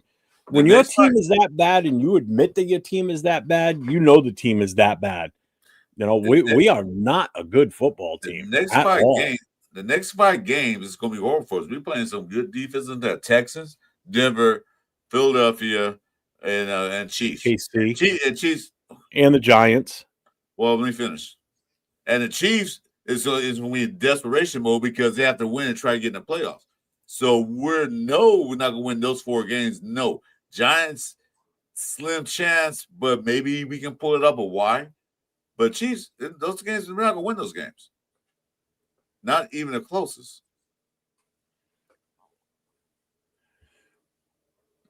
Well, plus changing the playbook completely in the middle of a season isn't an easy feat either, unless you make it super simple. That's the same playbook. He probably Yeah. Well, they already said it's going to be the same playbook. It just, I think it might be a little bit more, maybe some basic plays and not some of this Chip Kelly bullshit. They just want to call different plays, different situations. We're the same playbook, but different plays. The draft capital is more important than winning. Well, now it is. Now it is, yeah, especially this close to the end of the season. Do you see Max asking for a trade? No, I don't think you're going to see, because Max isn't that type of guy. I don't think you're going to see him asking for a trade. I want to trade him. Get whatever the fuck we can get for him. I wanted to do it before the draft last year. He ain't doing us any good being here. What's the difference? We're not winning with him. We can win as many games without him, to be honest with you. So what's the difference? We done for in the past. Some games we won. So fans get married to a player where they just love the player so much. We can't let him go. But I'm sorry, but you got to think of the team first, not the individual player. Well, Max is a cash. Players come and go. Go ahead. Max is a cash cow for the Raiders because Max is the face of the Raiders. Mark Davis not going to lose that cash cow because he does bring the people in. How's he a cash cow? Okay, he does bring the fans in because they've all seen Max. He does sell jerseys. Like I got one on right now. I'm just saying, though, he's a face of the Raiders. If Mark Davis say trade Max Crosby, he can be a lot of pissed off. Not all of us will be pissed off, but he can be a lot of pissed off Raider fans, like you said, who are married to Max Crosby. So, like I said, that's what I say is a cash cow. I mean, not making the money, but he brings in the fans who want to see Max Crosby. Because I went to the Stadium, his face was plastered every goddamn where, on video screens, on billboards. So he's like bringing in the crowd for the Raiders. He's that face. So you're saying we should continue to build around a defensive end that's been not saying no. You talked. You're gonna let me have my time now because you just said something that kind of struck. Words in my mouth. Don't put words in my mouth. Then go ahead. Talk. Huh? Don't put words into my mouth. Go ahead and talk.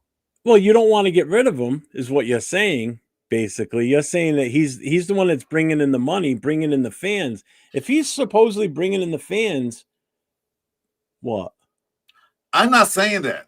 You just said he's bringing in the fans. I'm not saying I don't want to get rid of Max. I didn't say I don't want to get Max Crosby. He's the one that's bringing in the fans. Wait a minute. I said I didn't say I didn't want to get rid of Max Crosby. I said Mark Davis will not want to get rid of Max Crosby. I'm not saying I don't. I said trade him at that time. Detroit wanted to trade for him. I'm just going by what you said. The words you used were it's the cash cow, which I get because he is a draw. But if you're thinking that Mark Davis isn't going to get rid of him because he's bringing fans in or he's drawing the fans to the games, then where are they every Sunday? And I'm not saying you're saying this. I'm just saying in general, if people are saying this and that's their mentality, then where are the Raider fans in the stadium on Sundays? Where are they? If he's supposedly drawing this crowd in, where are they? When we go to a game against, say, the Cowboys, and it's 60% Cowboys fans, where's all those Raider fans that he's supposed to be drawing in as this highlight for the Raiders, being the face of Raider Nation? Well, he is technically the face I don't hate the guy. I don't want people coming off with this narrative that I hate Max. I don't hate Max. I like Max. Max is a great player for this team. But he's not what we thought he was, basically. He's not this... He's nowhere near Myles Garrett. I'm sorry. He's nowhere near TJ Watt. He's his own type of person. He's his own type of player. He does not have an impact on a game like those guys do. What Myles Garrett did last Sunday, that's a guy that takes over a game. When has Max done that? I'm not arguing with you about that. I totally know that. I'm just making a statement. I'm just saying, though. I'm saying as Mark. But you put the words out there. I'm just disputing the words. I'm saying Mark Davis, businessman. He said, well, like I said, Go to Legion Stadium. His face is every fucking where. So I'm saying, Yeah, go that there doesn't and do see me it. no good. What do I care? Jeffy not missing a point. I'm saying. Yeah, but why Mark are you Davis saying it? probably. You're saying it. I'm just Oh my disputing what God! I'm just disputing Listen, what listen. you're What I'm saying saying. to you. Listen, what I'm saying to you. Mark Davis probably not going to want to. I'm not saying he won't. I'm saying he's probably not going to want to. I said the first part of my statement. He's not probably going to get mad because his face is every place. He's a face of the Red Nation. He brings in the crowds. That's all I'm saying. I'm not saying personally. You should trade Max last year when Detroit asked for him when Henderson went down. Should get rid of him. Got the draft capital. Got some things. Max Crosby is not the player that we thought he was what he used to be back in his younger days. He's getting hurt so much. He shouldn't be, but he is. He is. He's on all the billboards. He's in the commercial. The screens they show up there. He's in there talking. Blah blah blah. It's not Geno Smith. It's nobody else but him. He's the only And face it's you see in the bullshit. nation. That's the problem. Well, yeah, That's not. that's I the didn't agree with that. problem. I That's the didn't agree with that. problem with this fucking team. I didn't Is you agree got with a that. guy like him that's the focal point of everything. You're a defensive end. I Okay. agree. You want to know who should be the focal point of this goddamn team right now as we speak? Quarterback. The quarterback. No. As we speak. You think Geno Smith should be the face of this team? Absolutely No, not. fuck not. Everybody fucking hates the guy. You know who No. should be the face of this team? Who? Should be two faces plastered everywhere when it comes to Raider Nation. And that's Brock Bowers and Ashton Genty and nobody else. Oh, I totally agree with that. Because They are the two most dynamic players on this team, the two that are going to propel this team to the future if we get the right players around them. Max is not that guy. I'm sorry. I don't hate Max, but I am all for getting what we can for him. And I'm sorry I'm ignoring the chat right now because I'm just so fired up over this because I'm sick and tired of everybody sticking up for Max. And I'm not saying you're sticking up for him, Chris. I'm not saying that. Okay. But I'm sick and tired of everybody being so in love with this guy. What has he done that's pushed us to the limits to make us such a great? When has our defense ever been superstar status, like this awesome defense? We've had shades of it here and there, but it wasn't always him. No. There's other people helping out too. Everybody's just, it's Max. There's 10 other guys out there. And the other 10 guys aren't that great. You know, but everybody's still so enamored or just infatuated with Max Crosby. I'm sick of it, to be honest with you. I've had it with that shit. It's like you want to have a successful team, put the right guys in the limelight. Yes, I know Max has been here for a long time. He came from a lower level school and he's excelled. He was a late round draft pick, and he's better than what anybody thought he was going to be coming out of college. I get that, you know, but he can't dominate a game like some of these other guys can. Myles Garrett can totally dismantle another team. Yeah, okay. We had a hard time this weekend because that offense was a little bit better. The fact is, a defensive end who's not having that kind of Myles Garrett, Micah Parsons, Jesse Watt should not be the face of the Raiders. They made him the face of the Raiders because at one point that's all we had. So they made him the face of the Raiders. Good. Everybody fell in love and they enamored him. I like Max. Don't get me wrong. I like him. But like I said, I agree with you on that. We should have traded them. Even when Detroit asked for a trade, they said no because Max Crosby is the only thing we had to face the nation. The face nation should be Brock Bowers, but he's not going to be that now. Not yet. Maybe in the future. But Max Crosby, you know, he's out there. He's vocal. He talks and everything else. And when he mentioned the Raiders, who's the first player not being a Raider fan that they talk about? Max Crosby. Everybody talk about him. He's not the player we want to be. He was a Myles Garrett type player. Yeah, but he's not. So it's tough to see. Fuck you, Bono. We're gonna fight all day. God damn it! You won't come to the mix? Get your ass in here. Yeah, and exactly right there. And his stats have never been number one. When has he ever done more? When has he ever led the league in sacks in a season? Never. Oh, but he leads in QB pressures. Oh, that's great. Oh, yeah. Turn that shit into sacks. Stop the play dead in the backfield. And tackle for losses. Yeah, what good is QB pressures? That's no better than getting into the quarterback's space, saying, "I'm here," and touching them.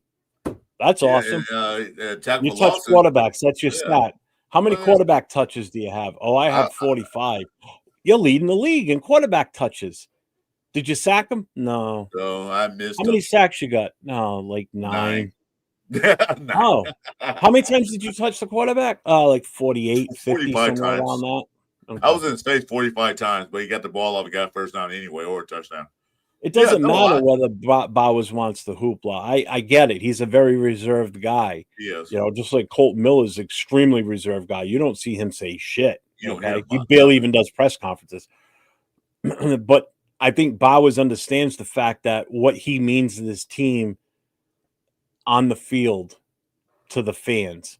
Like, we do good when he's doing good. Like last year, you know, we saw what this offense could be like if we could get him more involved. This year, he just hasn't been involved. Yes, he missed games because of injuries and everything. I get that. It's a part of the game. But I'm sorry. When you watch that game yesterday and you see the way he just played out and how he just puts his body on the line, especially for that touchdown catch, that was insane. Okay. And what does it do? It sparks hype in the fan base. I don't get excited when Max gets a sack. That He should be doing it anyway. That's his job. He should be doing it and I anyway. know Bauer should also be catching, touchdown, but I He mean, was hurt half the year. any other guy on our team wouldn't have caught that. There's no one else in our roster that would have caught that ball. Well, you know, you look Absolutely at nobody. that first touchdown catch he made. That Actually, catch Kappa might have caught that. I think okay. Kappa would have caught that. That first touchdown he caught, that ball kind of thrown to the wrong side. He had to turn around and get it. It was a bad throw, but he caught it anyway. Both throws were bad. He caught it anyway. So, yeah, make him face his team, but these two deserve to be that. Yeah, fans don't come to watch to see their favorite player. I know Unless that. it was like Barry Sanders, Bo Jackson, and I get that. I mean, I I went know to a that. Patriots game years ago only because they were playing the Lions and I was going to get to see Barry Sanders. That was the only reason I Oh, went to that I game. get And that. I got the tickets for free. I get that. But when we have Max face plaster over the damn stadium, that's what they do. They try drawing fans to see Max. And where are they? They're still not being drawn in. So what's the difference? Because we're not winning. Because Max is not having a 5 Hey, sack look game. at that. You just said something. Oh, I already know that. You haven't won yet. You still got the Oakland crowd and the LA crowd. That's only so much you can bring there. You don't have the Vegas crowd coming in because they said, well, I'm going to go to a game where we're losing. I'm not wasting my time. It's more to do in Vegas than watch a Raider lose, a Raider loss. Cotner and Jimmy with a little.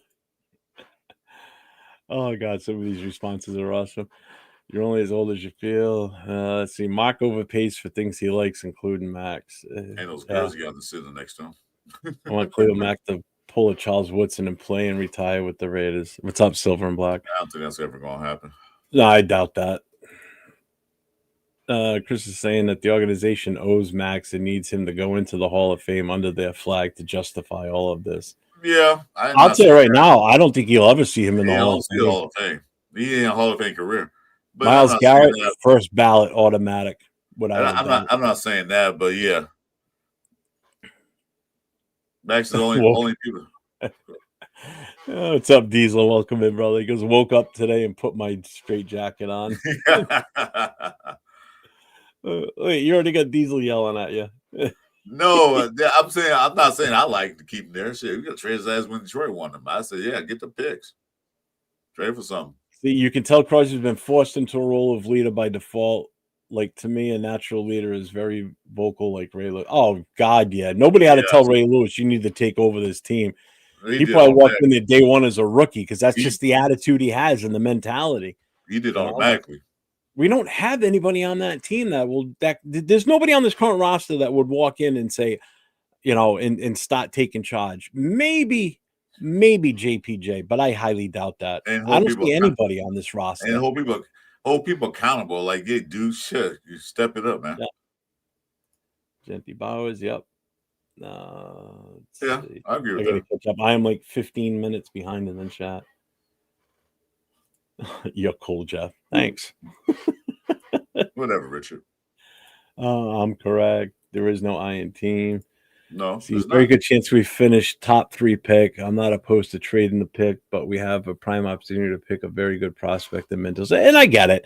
And I know that's the one thing we've been missing the last few years, obviously.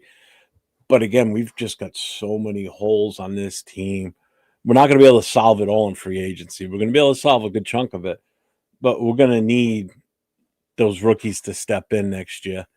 Whoever we draft early. They're gonna have to. That's why we have to do our due diligence, and that's why I'm putting a little more stock in the scouting team this year Yeah, because versus last year because we got what's his name from Philly in here, part of it now. So Brandon Hunt. let's see what they put together for scouting reports and what we come up with in this draft. I'm curious. This is the draft that's going to make or break this team for the next few years. For I sure. think Brandon Hunt's going to change some things around. I mean, I changed them, but they have a better because Spite even said when he came in there, he was late and he used the old scouting department to scout things. So, but now he has Brandon Hunt there. Maybe they can see different things. See, okay, they know what they need, and maybe the scout department a lot better than what has been the past 3 years. See, and I agree with Coach on this one. He hit that one right on the head. Crosby is a new Nnamdi Asomugha, a good player, but they shouldn't be the face of the Raiders. No. Yeah, I'm not saying I'm not agreeing. I'm not agreeing he should be the face of the Raiders, but he is. It's a fact. I'm not saying he should be, but that's a fact. That's the way it is now.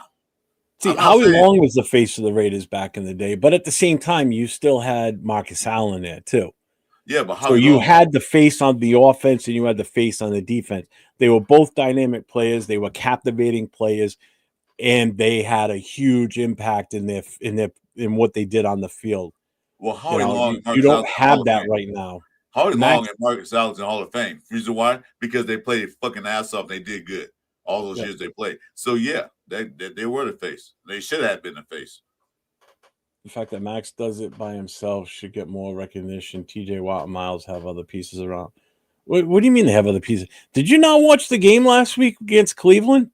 Myles Garrett was still getting double teamed and was still just blown right into the backfield, untouched. Well, not untouched, but with no problem. He's just that type of guy. I've said this before. Myles Garrett is just a big, strong bull rush. And he's just going to overpower anybody you put in front of him. Whereas Max Crosby is more of a finesse speed type of guy. Mm-hmm. But my thought on Crosby is he sometimes swings too far out to the outside, so he's having to run back in. By that time, the quarterback's already stepping up or running further up into the pocket or towards the line. Right. He's never going to catch him at that point. If he would just make a couple moves and come back on the inside, he could have a lot more. Mm-hmm. I just think he over pursues is the problem. Was never the face of the franchise. Yeah, he kind of was. Max is no Myles Garrett. Yeah, I'm sorry. What did you just do? I hit the button by accident. Lost one mouse. Give it back. No bad. I was like, what the hell just happened? I just saw I hit the button by accident. I'll move my mouse and hit the button. He was a lone great player on that defense. Yeah, and that's all we had at that time was Nnamdi. PG once alluded to Max being a problem on this team. I mean, he definitely didn't look happy at the end of yesterday's game. Nope. What's up, Michael? Welcome in, brother. Let's see.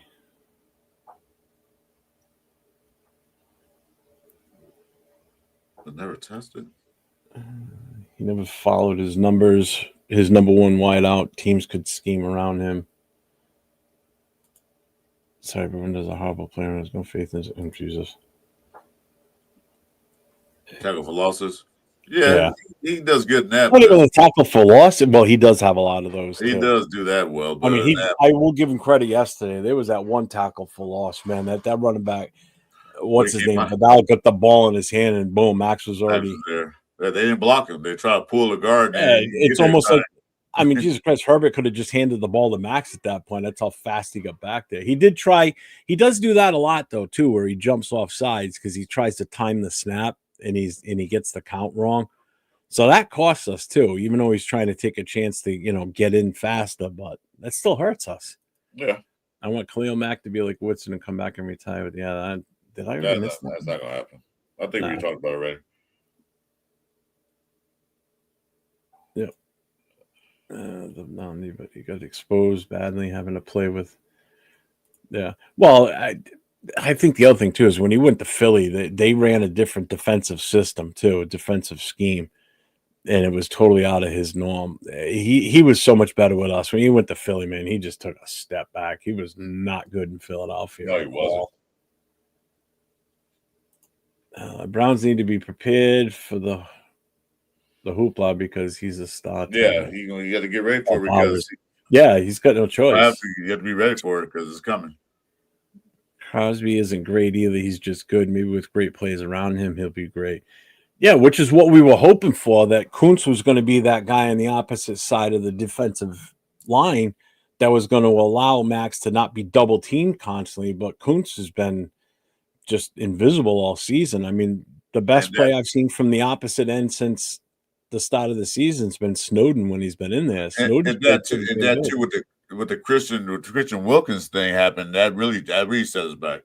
Well, yeah, I mean, you take one of the better defensive tackles in the league out of the equation, and now we have to deal with with Butler and Booker, or Malua and Lalau, or whoever else is going to be yeah, out there. yeah, Vegas actually got in the game too. Like, huh? Yeah, What? Like goose? Max, the guy who gets attention on the other side. Ruben Bain from Miami looks like a dude who can get drafted and do something. I know 805's got some takes on him. I've heard him talk about him already Yeah, I heard too. about Bang. He's not crazy about what he's seen from him. There's some inconsistencies.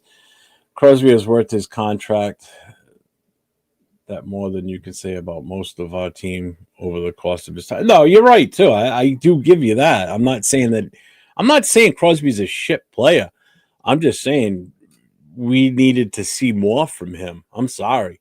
And yeah, and especially how much money they paid him. I was like, come on now. At one point, was the What highest do you paid have? defensive end. He was the highest paid defensive end for like 2-3 weeks before they paid everybody else. Yeah, okay, Well, well yeah. let's I see. mean, well, that was a smart move on our part, though, because we would have been having to pay him more. Let's see more than 8 sacks, 9 sacks a year. Let's see 15. Let's see like He's only had one season where he had, I think it was 14 was his highest ever, and I think that might have been his second year. Was it? I forget now. Well, his first couple years were great. He did all right, but yeah, but he's never done that again, though. He's never been in the running for the most sacks in the season. I think that was the closest he got to, was a 14 sack season. Other than that, he hovers around the 10 mark, which isn't bad. Still, I'm not saying that's a shit number. It's 10 more than what I would get. Well, compared to the rest of the league and their sack leaders, come on now.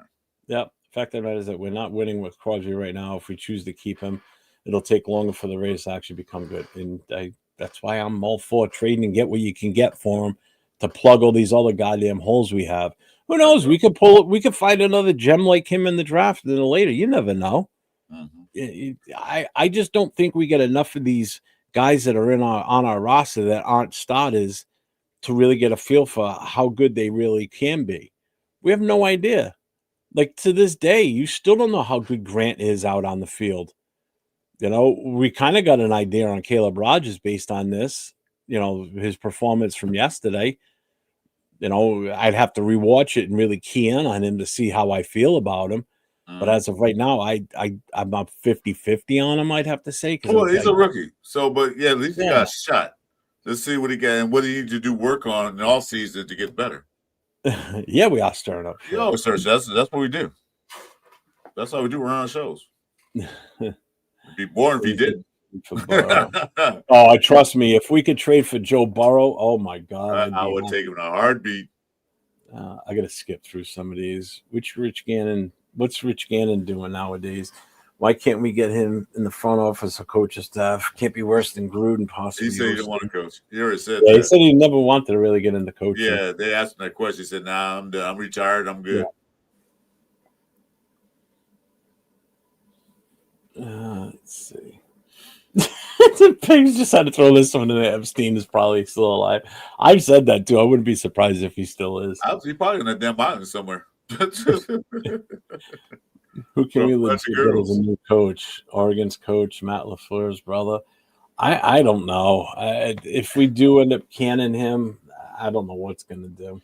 If they bring a new coach, they got to bring an offensive-minded coach. And, with defensive-minded coach is fine, but get the defensive coordinator, bring in a dude from the 49ers. What's his name? What's up, Jason? What's that guy name? The Jets coach? I can't think of his name right now. Saleh. Oh, Saleh. Bring in Saleh and hire an offensive coordinator. Hire offensive coach. I want an offensive-minded head coach. Yeah, offensive-minded coach. Defense coach didn't work. Well, it's not that it doesn't work. It's just we need to have emphasis on the offense. So we need the OC and the head coach to be on the same page together, because we definitely saw that the OC and Chip Kelly and Pete Carroll were not on the same page because it just did not. It didn't look right from the start.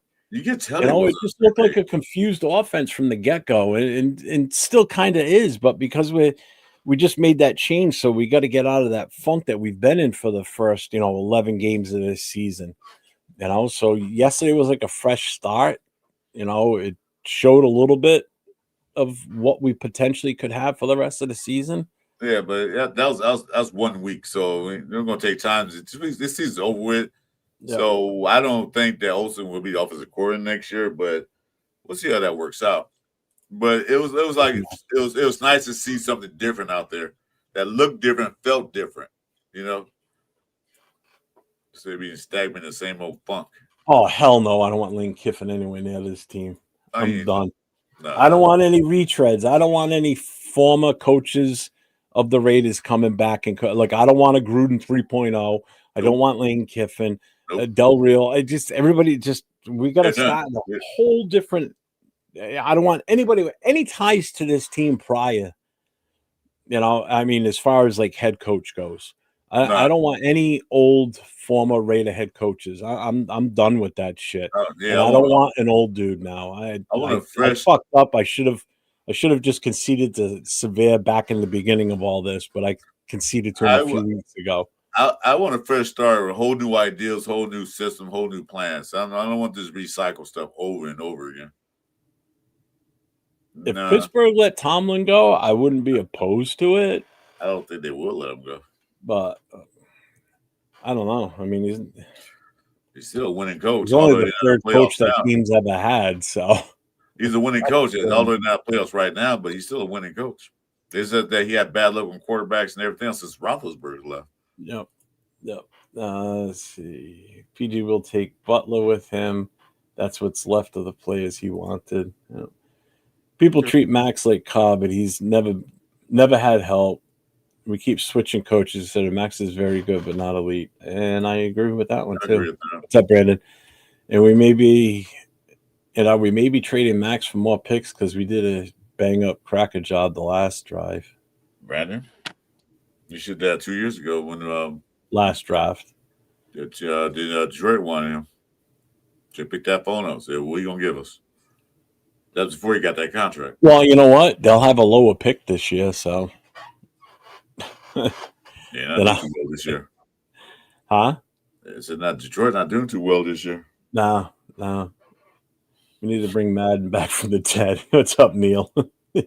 Yeah.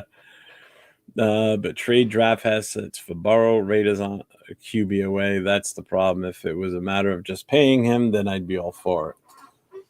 Yeah, that's the downside. Yeah, Burrow problem is that he has our situation. We have a bad offensive line. But he has some two good receivers there.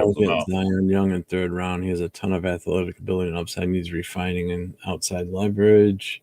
Oh, I'm back. Oh, I made it to the end of the chat. All right, good. Caught up. I'm at work, fellas, but I've been in and out of this live stream. Really busy at work because we have inventory on Friday after work and Saturday. So I'm prepping out. Yeah. Fuck inventory. Max has some coaches. Has had same coaches. Yeah, and that's just it. He's had Patrick Graham for 4 years straight. So there's no excuse in coaching change. He's had head coaches that have been different, but he doesn't answer the head coach. He answers to the defensive coordinator. The coordinator answers to the head coach. And the defensive line coach, what's his name? Leonard. Yeah. Yeah. So it's like, yeah, he's had both of them for the last 4 years. So why is things not better there? I could get it with a quarterback. Every year you got a different offensive coordinator. You're learning a different system. That gets to be a lot. I'm sure it does.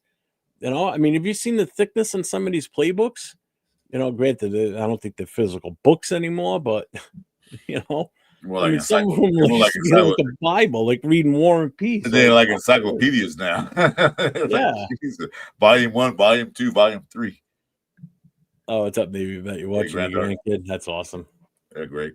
So we've been at it for almost 2 hours. I had a whole bunch of stuff, but we've pretty much went off the rails a little bit here, just talking about just everything, and it's all Chris's fault because he brought up the whole Max thing. So I'm blaming. Yeah, it's my fault. Yeah, make the show exciting. Yeah, and So I before just I ain't gonna run the I'm gonna run through some of these stats, right? I do want to hit this because I think this is a good way to look at this after after yesterday's game. So right now the team offense for 2025, okay?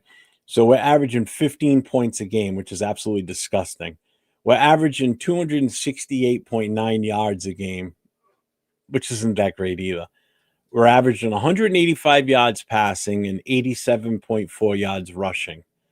So, and we're at the bottom tier in scoring, big plays, third down. So we're not even competitive in the stat categories. So we're bottom 25 then, basically. Pretty much, yeah. We probably got like the 32nd ranked offense overall. I wouldn't be surprised. Team defense, we've allowed an average of 25 points a game. So that's a 10-point swing. We can't even look at this weekend, 31-14. There's your point difference right there already. Mm-hmm. We're under in the point scoring. So we scored 14 instead of 15. We allowed 31 instead of 25. Well, granted, that last touchdown was like, I don't know what Harvard did there. He put the knee on the ground beside the running ball. That was just him being an asshole. It was 24-14, but Harbaugh said, "Yeah, we're running in." Yeah, fuck you, Harbaugh. But anyway, other than that, they still let him score regardless. Yeah, and I got some player individual stats that I want to hit up too. He's tired of Max. I've seen him chewing him out on the field. 33rd. Yeah, we get the 33rd ranked. That's pretty bad. It was only 13. Ohio State's number 32. So individual player stats. So Geno Smith, as of the end of yesterday's game, he's got 2,367 yards passing. He's got 13 TDs and 13 interceptions. Genti has 604 yards rushing. He has 8 touchdowns total. Trey Tucker has 530 yards receiving. That's on the offense. So those are the main hitters on our offensive side. Defense, Devin White leads in tackles with 103. I didn't break anything else down, just the tackles. I didn't go into it all the way. But if we go to... I did do a deeper dive on Geno Smith for the hell of it. He has 14 interceptions. Just to put things in perspective on how bad he's been and how bad he's going to continue to be this season. Okay. So you ready for this? So his 2025 stats through 11 games. All right. So he has been sacked 41 times. Mm-hmm. He's averaging 3.7 sacks per game. He's on wait. Averaging what? 3.7 sacks per game. So almost 4 sacks a game average. Okay. He's on pace to be sacked a total of 63 times this season. That's a lot, dude. That's a lot. 63. Okay. That not only puts perspective on Geno Smith, but it puts perspective on the offense as a whole. That right there tells you how bad our offensive line is. Okay. 13 interceptions on the season. He's on pace for 20. I thought he had 14 after yesterday. Did it update? I think he has 14 now. Because he had 13 going into yesterday. And then Tua led the lead for the game. He had 14, and Geno just tied him for the lead interceptions. I might be wrong, but I thought it was 14. Oh, he's got 14 in total. Yeah.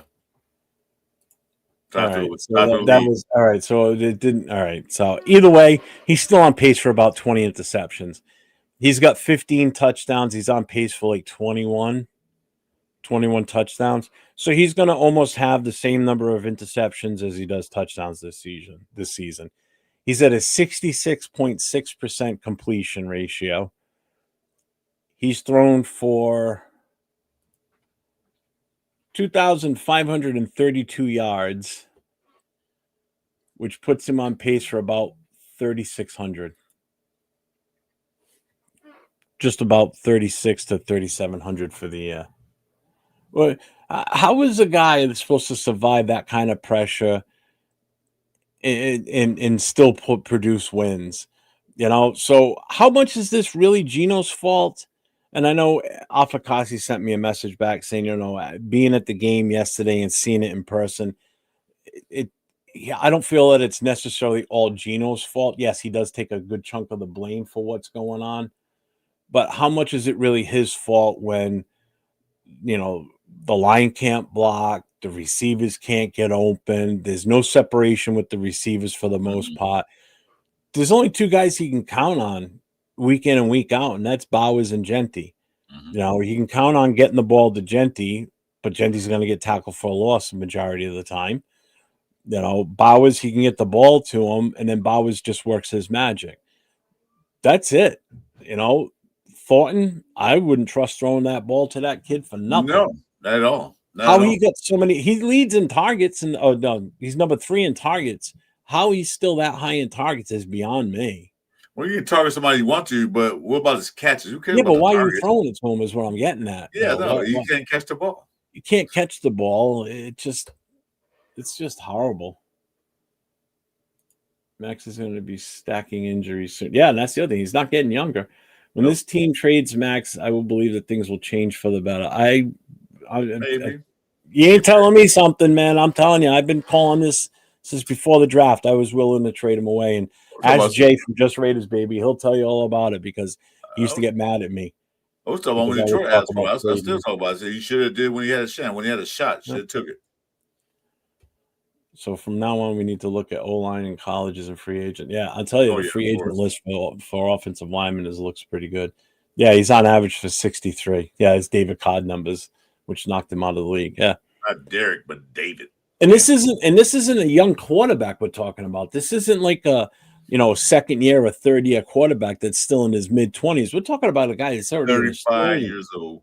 35-year-old quarterback getting knocked and sacked 6 times by guys like twice the size of him. That's not healthy. How he hasn't been knocked out of a game yet this year is beyond me, to be honest with you. He's going to be one of the toughest sons of bitches I've ever known, or he's going to be made of metal. He's a cyborg. He should have been that one game. Cyborg. He should have been that one game he played. He come back in the game blip and they said, take him out. He's hurt. No, they put right back in there. Said, take him out, put another quarterback in. They didn't do it. They put him back in. Yeah, the Jets are one win ahead of us. But yeah, I saw those stats and I'm like, yeah, I got to incorporate that into today's show because I don't even want to do a MVP in this game. I still don't see. If there's an MVP, it's going to be Brock. That's the only thing. I mean, it's obvious it's Brock. There's no doubt about it. Yeah, no, 805. You're 100% correct. That's exactly what I say too. It's not all Gino. He's part of the problem, but no QB could have success with this O-line and wide receiver targets. Even when Burrow had the worst O-line, he had Jamar Chase and Higgins. Exactly. Yeah, and that's why people are like, oh yeah, we'll just we should go and get so-and-so quarterback. We should have got this quarterback last year. There is no quarterback in this league, absolutely none, that could survive with this offense. I think that if there's anyone out there, past or present, that might possibly still have a positive outcome, would have been probably Michael Vick, because Michael Vick could run like a son of a bitch, and he could get out of shit.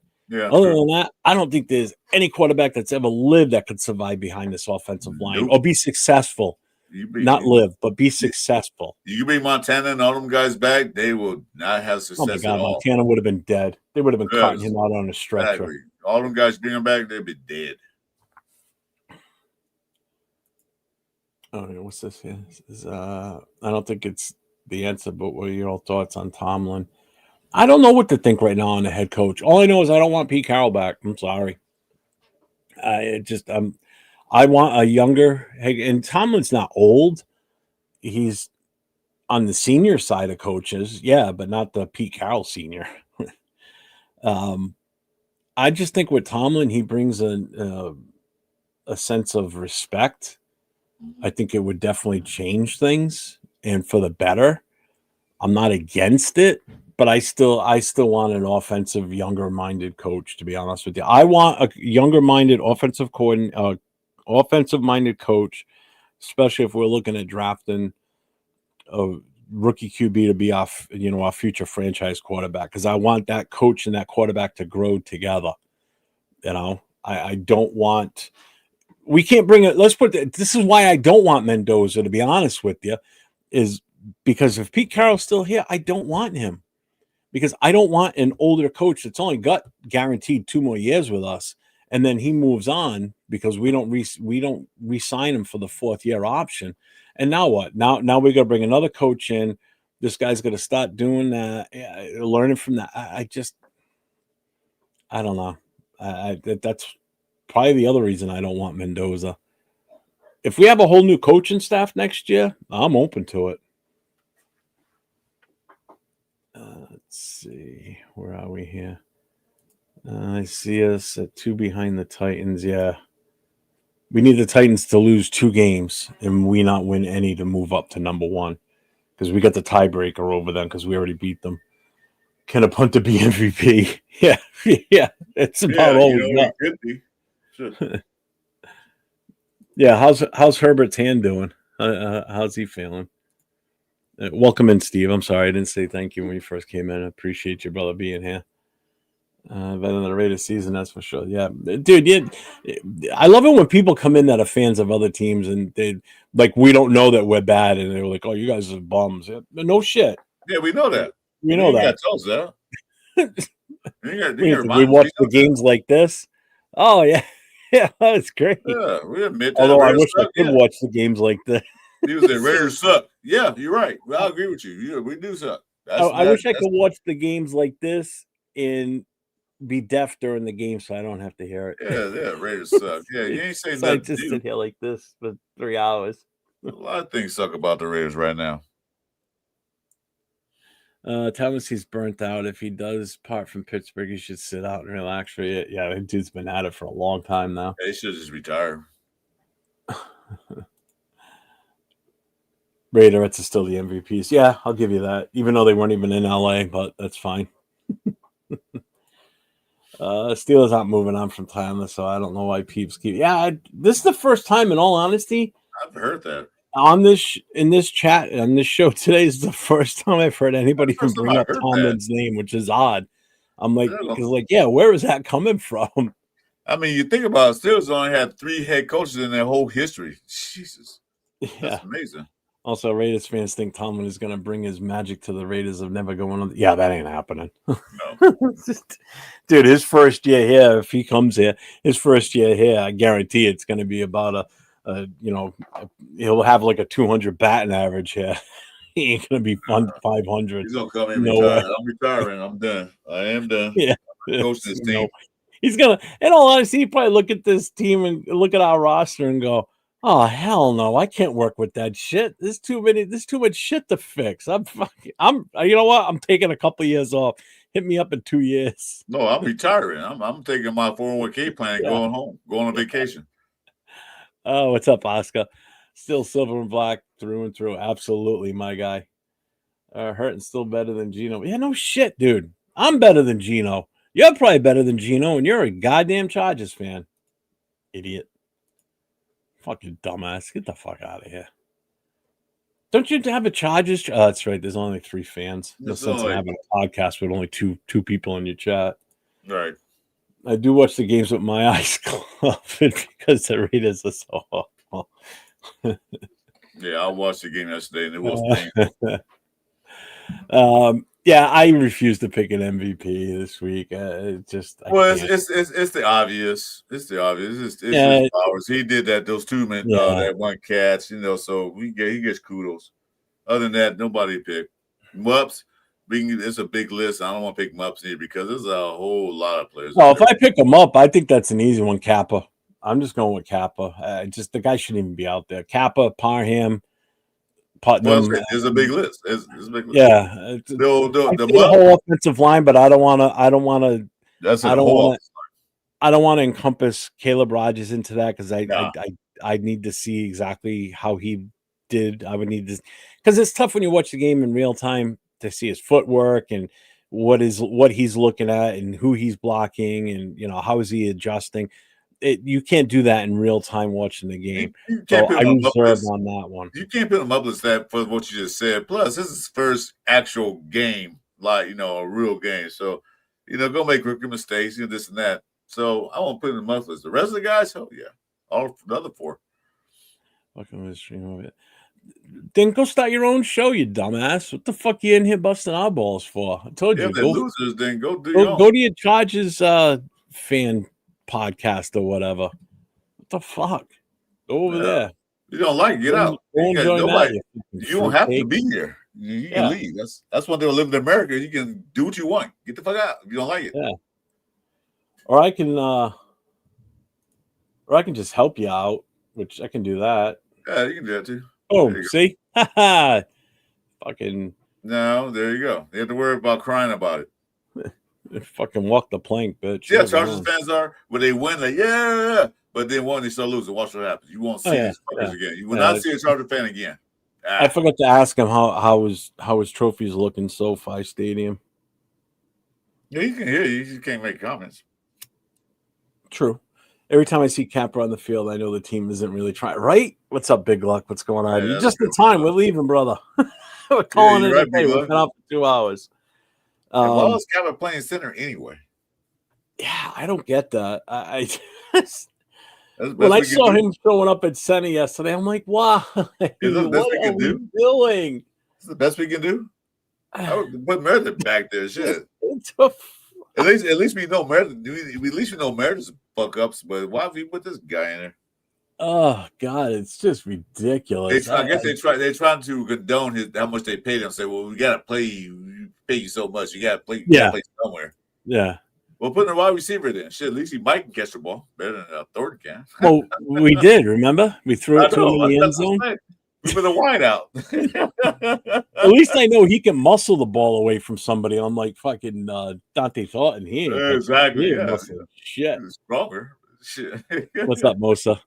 I think 2 QBs that can be great for us from this class of Diego Pavea or Drew Allah. Yeah, fine. You got them late. But we got other things to work on first. As long as we're not picking with our first pick. We can Corvus all you want to, but it makes no sense when we have an O-line. Makes no sense. Yeah. Well, we'll see how they do in the free agency. The free agents come out, they get some O-line. Then I can say draft this quarterback. Other than that, I'm not even thinking about quarterback right now. I'm thinking about O-line help. All right, I gotta get out of here. It's 2 hours. Is it good? We got we just got new washer and dryer dropped off this morning. My son-in-law is home now, so we're going to install the new washer and dryer over here. Hopefully it's a lot quieter. Well, Jeff, that thing was from the show, man. Like hit that washer and dryer in the background, man. That's part of the show. You won't hear it anymore, probably. Well, that's part of the show. The washer and dryer go in the background. That's part of the show. I'll be on tomorrow night for the Most Notorious podcast with Leo, Raider Will, and James. And then I'll be on Thursday night with the Raider Connection, myself, Leo, Jay from Just Raiders Baby, who was in the chat, LV Raider 10. And Chris, what do you got coming up? We got Tuesday night show tomorrow, 6:30 p.m. Pacific, 9:30 Eastern, with my boy Raider Nathan Jason, and also Chewy, the Cover 3 show. And after that, I'm not doing nothing for next till Friday. I'm done. All right. Well, everybody, thank you for being here with us today and spending your Monday morning with us, afternoon with us, whatever. But it's been fun. And as I always say, stay safe. Go Raiders. Go Raiders.